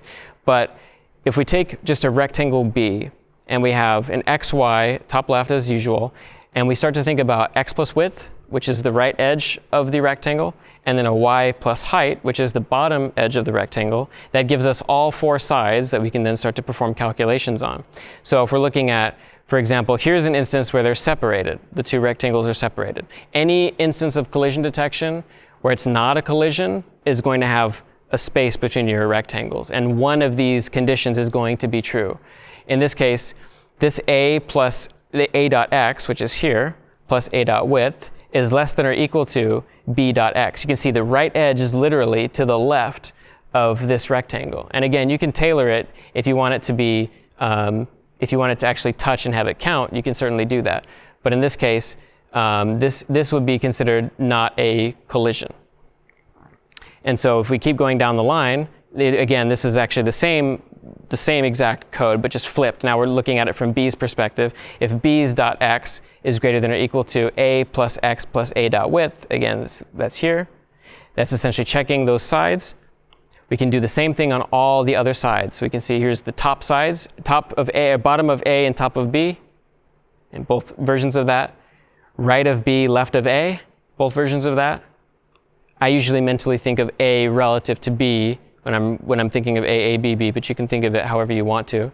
And then here, this is checking the gap between the bottom of B and the top of A. If any of these are true at all, then we definitely don't have a collision. In the case that we have a collision, none of them are true. Once you have any collision, there is no gap of this. If we even go back and see this example, which is a collision, you'll see that there is no instance of, for example, this top edge being below this bottom edge being above this left edge being to the right of that, and the right edge being to the left of that. None of them are true. and that it will apply to any collision possible with this algorithm. So if we just skip back ahead just a little bit, that's the end of essentially the visual diagram. So I'll transition now to looking at the code for it. It's actually quite simple. In code, I think it's more to explain and more to look at than it actually amounts to in code. But I'm going to go to our actual repo here. I'm going to close out the old main.lua we were just looking at, go down to Pong 7. I've chosen to add it to the ball class. And so there's a function in here. And I've also sort of written it so that it's split in terms of edges, just mentally. That's kind of the way I like to look at it. But it's the same code that we just looked at, checking to see whether any of the edges is further out than the opposite edge. So if the left edge is to the right edge of the other rectangle, we know that there's no collision. And so we can just check whether either of these is true, and then we just return false for the left and the right side. And then we can check to see the bottom edge is higher than the top edge of the other, vice versa, and then return false there. If none of them return false, then that means we have a collision. That means that we have not satisfied. There is no gap anywhere. The gaps are completely closed in. There is indeed a collision in our code. And so now if we go back to main.lua, in our update function, we'll see here, I've gone ahead and I've added a play state, which I may have had last time, but that's essentially checking, because we had serve and start. So now we have play. So play is going to basically be like, are we in play? Can somebody score against somebody else? And here we're going ahead and we're just using the ball as our sort of source of checking for collisions. If ball collides player 1, so notice again, this takes in a paddle. This really just takes in a rectangle. Could be whatever you want it to be. It could be another ball. If we wanted to play with, we had multiple balls going around and bouncing around. Breakout can have things like that commonly. But in this case, we're just taking in paddle. I mean, it's referencing that paddle's arguments width and its x and its y value. So we're basically passing in, if ball collides player 1, notice the readability of this code too. We've abstracted out the sort of idea of what it means to have axis-aligned bounding box collision detection in a method, right, within the ball class. We don't have to add that to the already quite still large love.updates body. We just say, okay, in a sort of almost English way, if ball collides with player 1, then, and then what we're going to do is, the important thing to do is we should, in I think a lot of games, like the escalation of difficulty helps spur the game along to some extent, and that's all we're doing here. What we're basically doing is we're inverting the dx first off, because if we collide with a paddle on the left or the right, for the left or the right for the camera, then the ball is going, in this case it's going negative, but as soon as it hits the paddle, we want it to go the opposite direction on the x-axis, which means we have to flip it. We have to make it positive, and vice versa. If it's going positive, we have to flip it and make it negative. And so that's all we're doing here with the ball's dx. And then we're also multiplying it by a constant, 1.03. So whether it's positive or negative, it's just going to get more and more, it's going to grow faster with time, with every collision until somebody gets scored on. And then we're also doing this important step here, and this is important anytime you do collision detection resolving. It's moving the thing that collided outside of the rectangle that it collided with. Because as you're moving things, as you're updating, for example, a ball and a paddle, the ball's moving, it can be moving pretty quickly. And so, frame by frame by frame, it's going to clip into the paddle some amount, maybe several pixels. And so we want to make sure that on the next frame, as it's updating, it's not still inside the paddle, because then it'll just be infinitely colliding with the paddle. We want to essentially knock it out of the bounds in the direction we want, kind of nudge it in a correct position. And so that's all we're doing here. We're basically saying the ball's x, we're sort of hard setting it to player 1.x plus 5. So we're essentially, because we have to offset the width of player 1, we're essentially saying, okay, if it collides with player 1, which will be in this direction from the camera's perspective, we want it to be on the right edge of player 1, which means that we're going to have to add it to basically the width of player 1 plus its x. That'll be just right flush with the right edge of it. And then its dx will immediately be negative. Well, it'll be inverted, it'll be positive, but it'll be inverted from what it was, and it'll start moving in that opposite direction right away. And then in this case, down here with ball collides player 2, it's essentially the same thing, except now what we're doing is, because player 2's .x is on the side where we're going to collide with it, we're going to actually just shift -4 pixels, because that will shift the ball now. Because now the ball needs to be shifted to the left if we're colliding with player 2. We want to account for the player 2, we want to account for the ball's width, and so shift it so that it's touching right against the paddle. So that would be player 2's .x and then minus the width of the ball, which is 4 pixels. The last thing we also add here too is we also influence the velocity a little bit as well. We keep it going, but we add a little bit of randomization just for fun.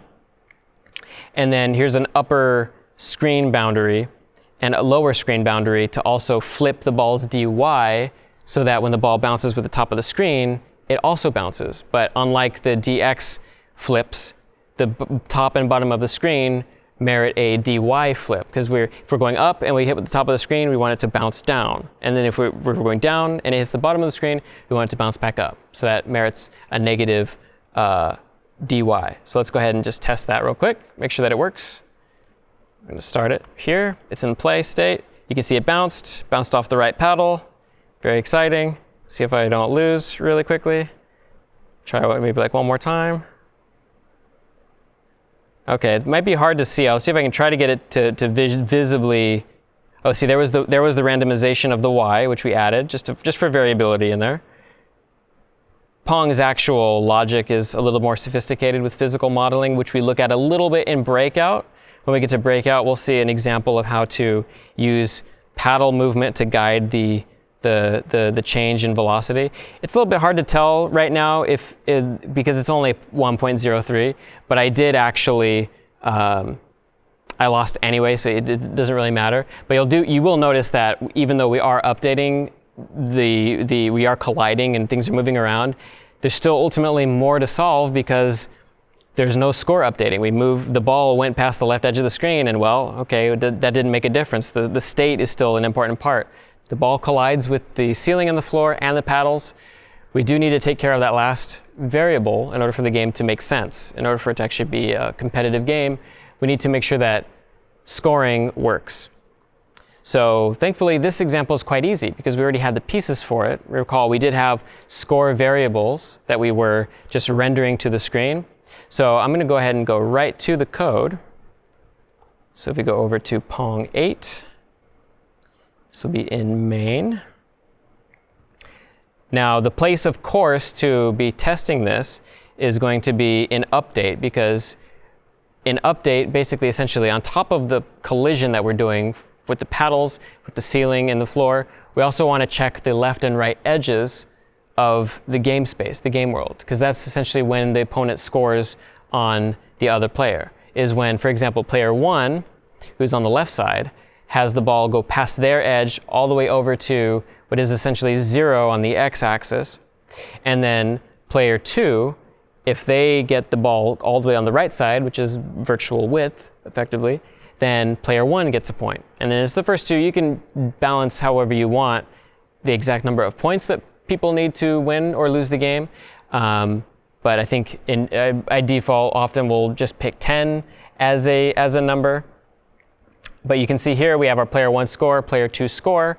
If we go down into update here, so still within play, we added some new code right here underneath kind of where we previously were doing the test for the ceiling and for the floor, where we were inverting the y. We're now going to do those checks like I just enumerated, which is ball.x less than 0, and then another one that's ball.x greater than virtual width. So that'll just mean if it's reached the either edge of the screen. So you can see here we've added serving player. So I think it's a fair thing to do. And I don't know if this was exactly how it was done in Pong, but if somebody scores against the other player, I think it's probably fair that the player who had just gotten scored on gets to serve. In other words, the ball will move first towards the opponent rather than them. It's kind of an arbitrary decision, but kind of feels like good sportsmanship, I suppose. And so that will get set. So if we end up getting, if player 1 gets scored on, they become the serving player effectively. Ball x.0 means that the player 1 got scored on. And then, but player 2 will get 1 more incremented to their score. And then the ball will get reset, and then the game state will be set to start again. And so if we're in start, which I believe is up here, just a touch. This might be actually in the key pressed function, actually. So in the case that we get enter or return and the game state is equal to start, then we set game state equal to play. And this allows us to kind of get a pause as well, which I think is kind of important. It's kind of a nice breather.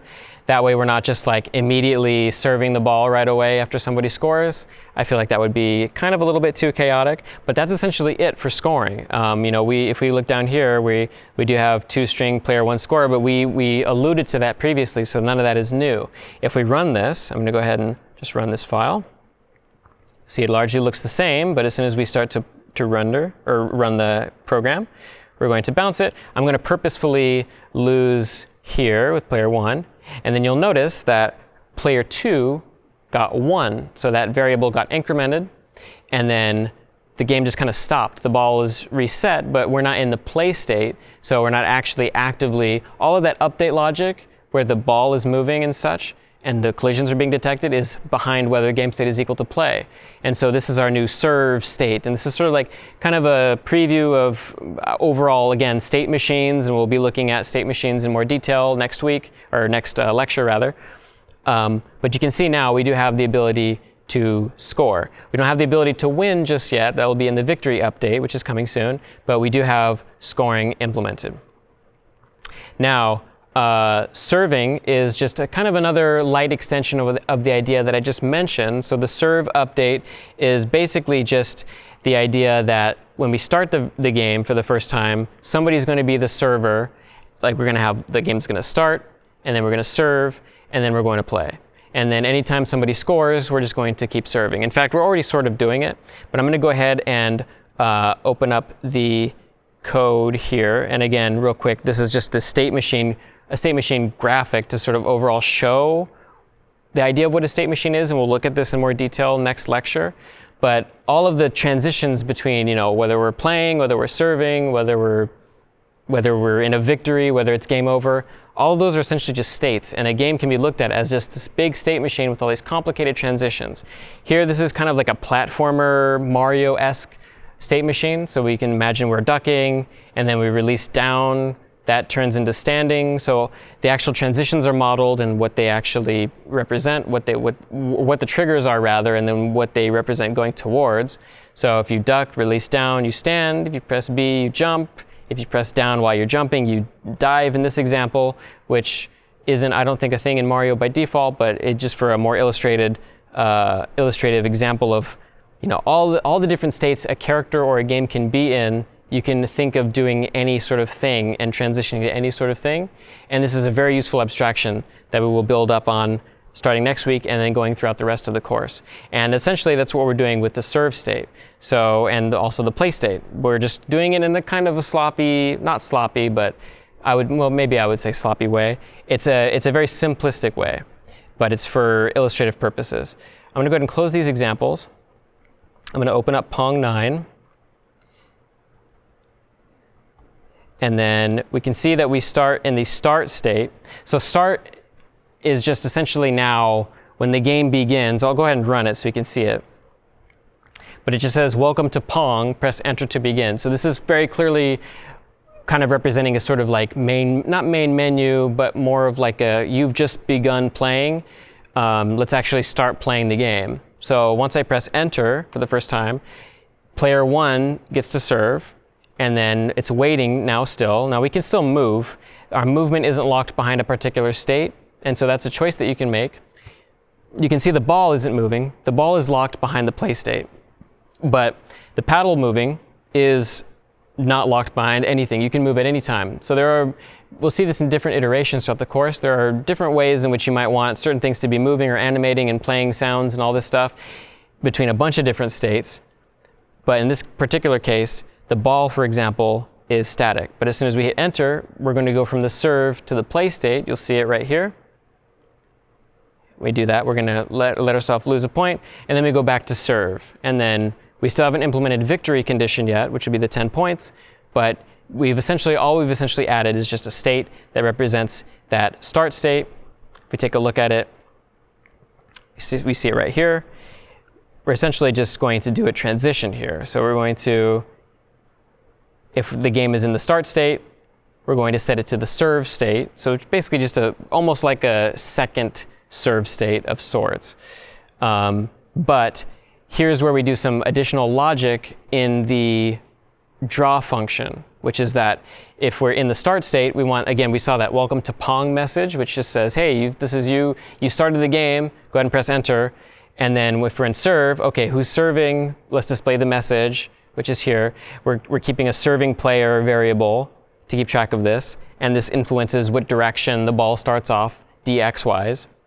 And then if we are in the play state, as you saw, there are no UI messages, just blank. We're just playing the game and focused on that. And so this is essentially a representation of just how we can add more states to the game and what they represent. Combinations of keyboard handling, updating, and drawing, and then conditions. And again, we'll build up a much better abstraction for this next time. But for right now, we're keeping things pretty simple and just in a variable holding a string value. That was it for the serve update.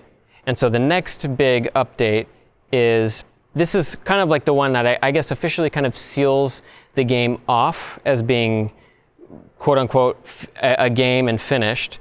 But it's essentially the idea of, well, okay, how do we actually win? Like a game doesn't really make sense if you can play to infinity, but if you can't win, I mean, you could make an argument that it's fun to play for its own sake, but I think we want, in a competitive game especially, some way to know that the other person has won. And thankfully, this is pretty easy.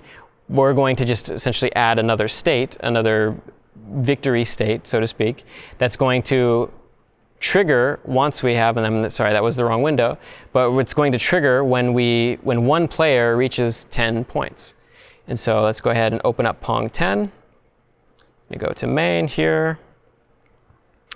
And I called it done here only because I suppose victory will be relative to whoever the player is. You could call it done, victory, game over, finish, redo, whatever you want, as long as it's a different string key that we keep consistent.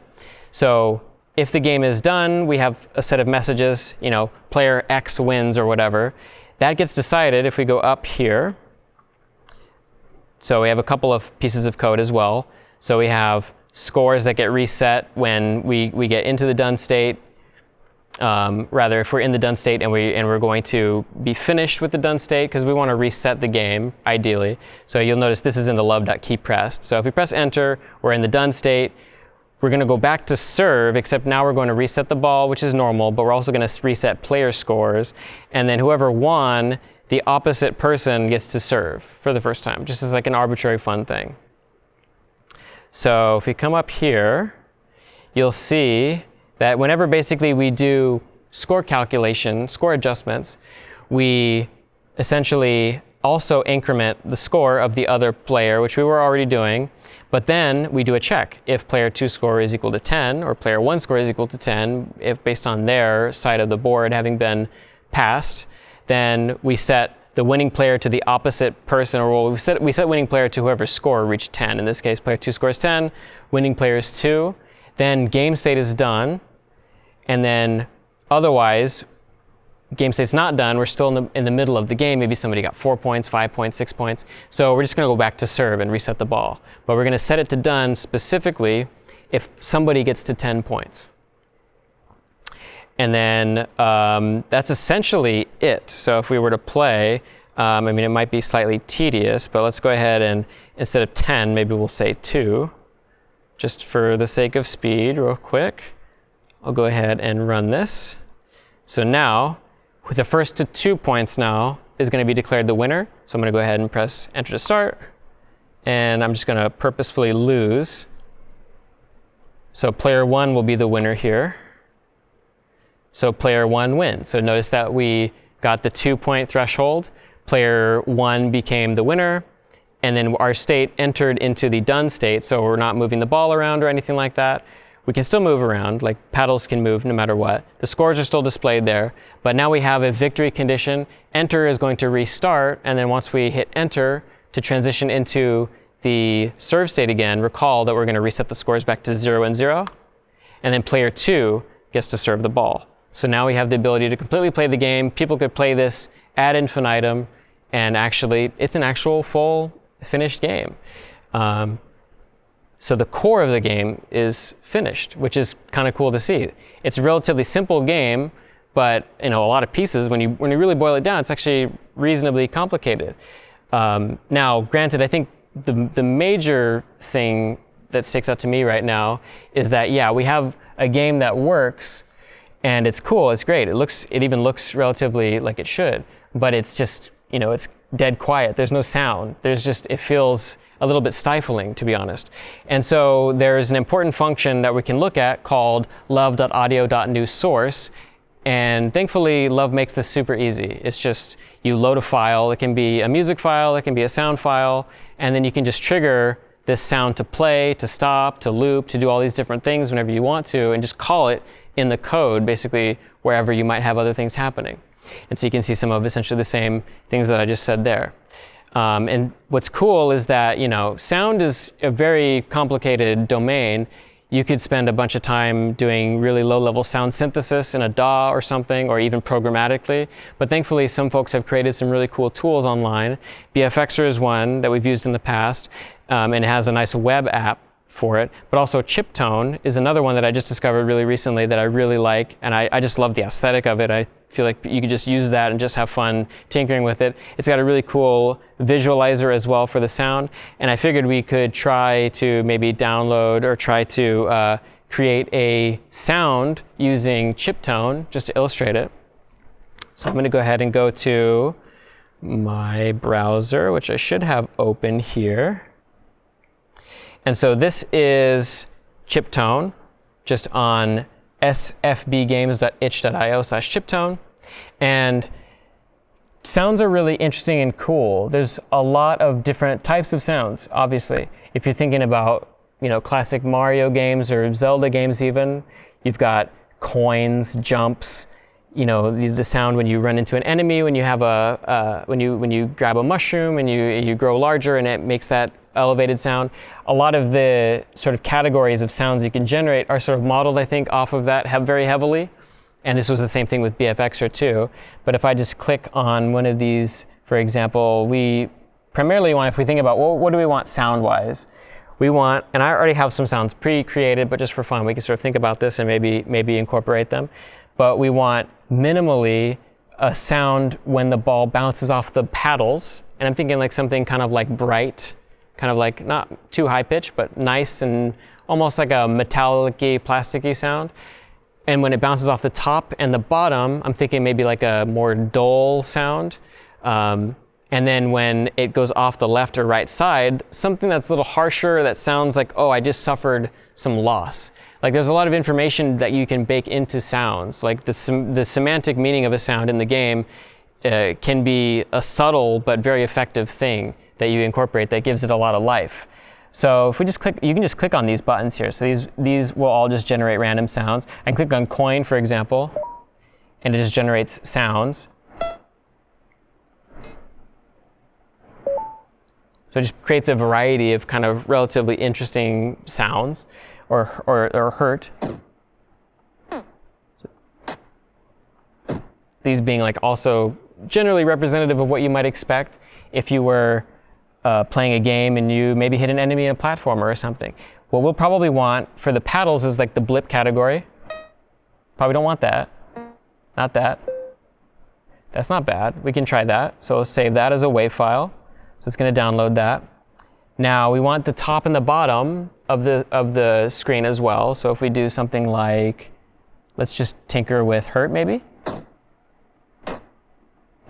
Maybe not. Let's try blip again.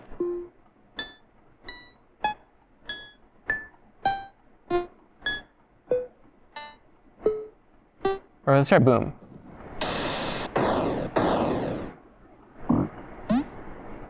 Okay, that's a good sound for the top and the bottom. We'll download that, and then we'll do a hurt one from, let's just take it from hurt. That's good, okay. So these are all, let's grab these. So this first one was for the paddle. The second one was for, that would be wall, I think. And then this one will be, let's say, we'll call that one hurt. And I'm going to look at the code really quickly just to remember what exactly we use to reference it. But I'm going to open up Pong 11. There's pre-existing sounds in here. OK, so we called them paddle hit, score, and wall hit. So OK, so let's go back to this. Paddle hit, wall hit, and score. OK, and then now if we go ahead and copy these into, I'm going to find my way into my repo here on the fly. So this should be in Pong 11, sounds. We'll just replace these. And then now, if we load this up, so let's look at the code. We'll look at the code really quickly as well, just to see exactly how we're using these. So we have the actual sounds that we want, and they can be in WAV, MP3, OGG, all kinds of different formats. But we have the actual file, but now we actually have to load it, and then we have to call it. We have to actually play the sound, and in some cases we have to stop the sound if it's music and we want certain things to happen, or we want to play a sound repeatedly. Typically we have to stop it before we can replay it. So we're going to scroll all the way up to our love.load, which is where we take care of this. And I've decided to sort of create a table here, which so far we haven't really looked at creating tables ourselves. So this is a good opportunity also just to look at how tables can work in a basic way in Lua, at least as far as they function as key value pairs. So in this particular case, if we define a table called sounds that takes in a paddle hit, it's going to have a paddle hit key that maps up to our paddle hit wave file, a score key that maps up to our sounds or our score.wave file, and so on. Like these keys, we can now do something like sounds, paddle hit, and we're indexing into this sounds table, and we'll get back whatever this value is. In this case, a love.audio.newSource that maps to these 3 file names that we just downloaded from Chiptone. And then there's a parameter, static, it could also be streaming, which allows us to either load the file in memory, in which case it will just be immediately available to us, or if it's a larger file, larger audio file, we can stream it over time and then sort of like give our memory a little bit more legroom, so to speak. Yeah. Previously, when we had a table in a very early example, you didn't have the square brackets around the key names. Are they necessary here?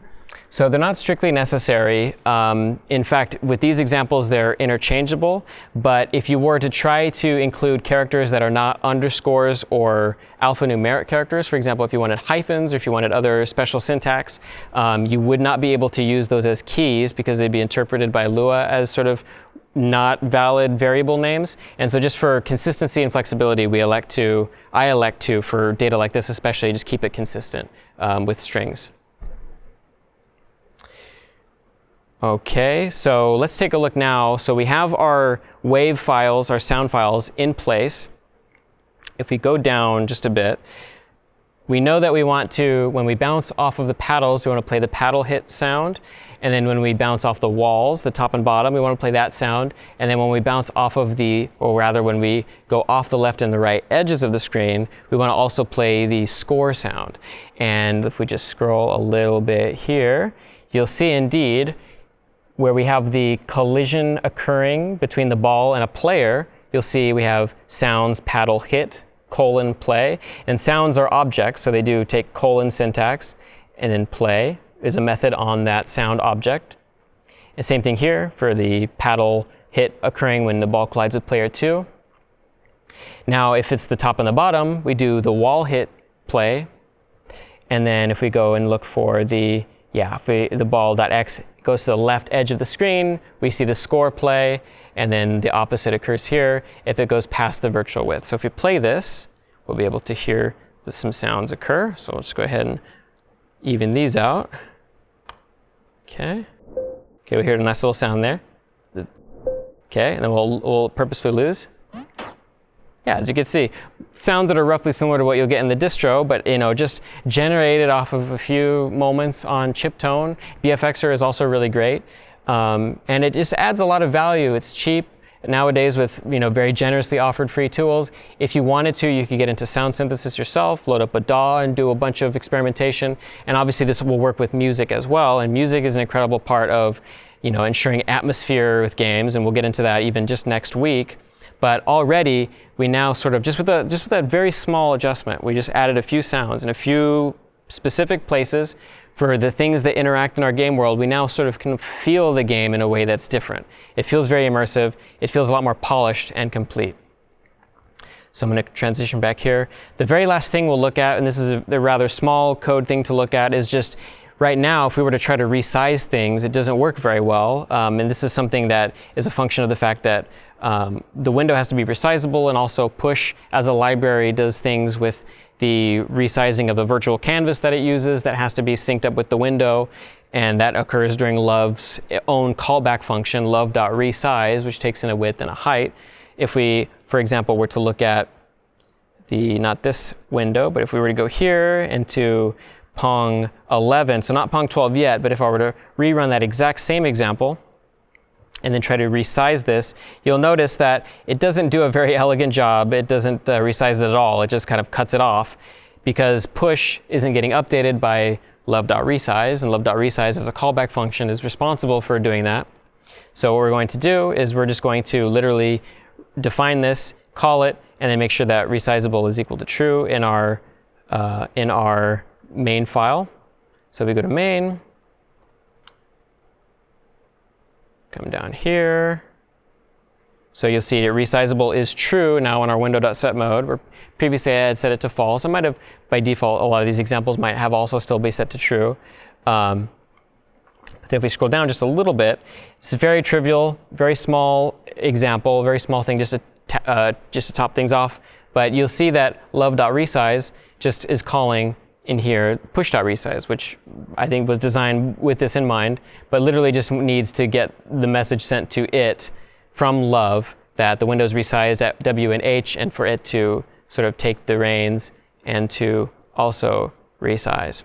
So with that, we've covered a lot of ground, but that brings us ultimately to our very first assignment in the course, which is going to be, so far we've used just the paddle on the left and the right. They're both manipulable by their arrow keys in WASD, so one player gets to control both of them. Ultimately, that's not quite conducive to an ideal implementation of Pong.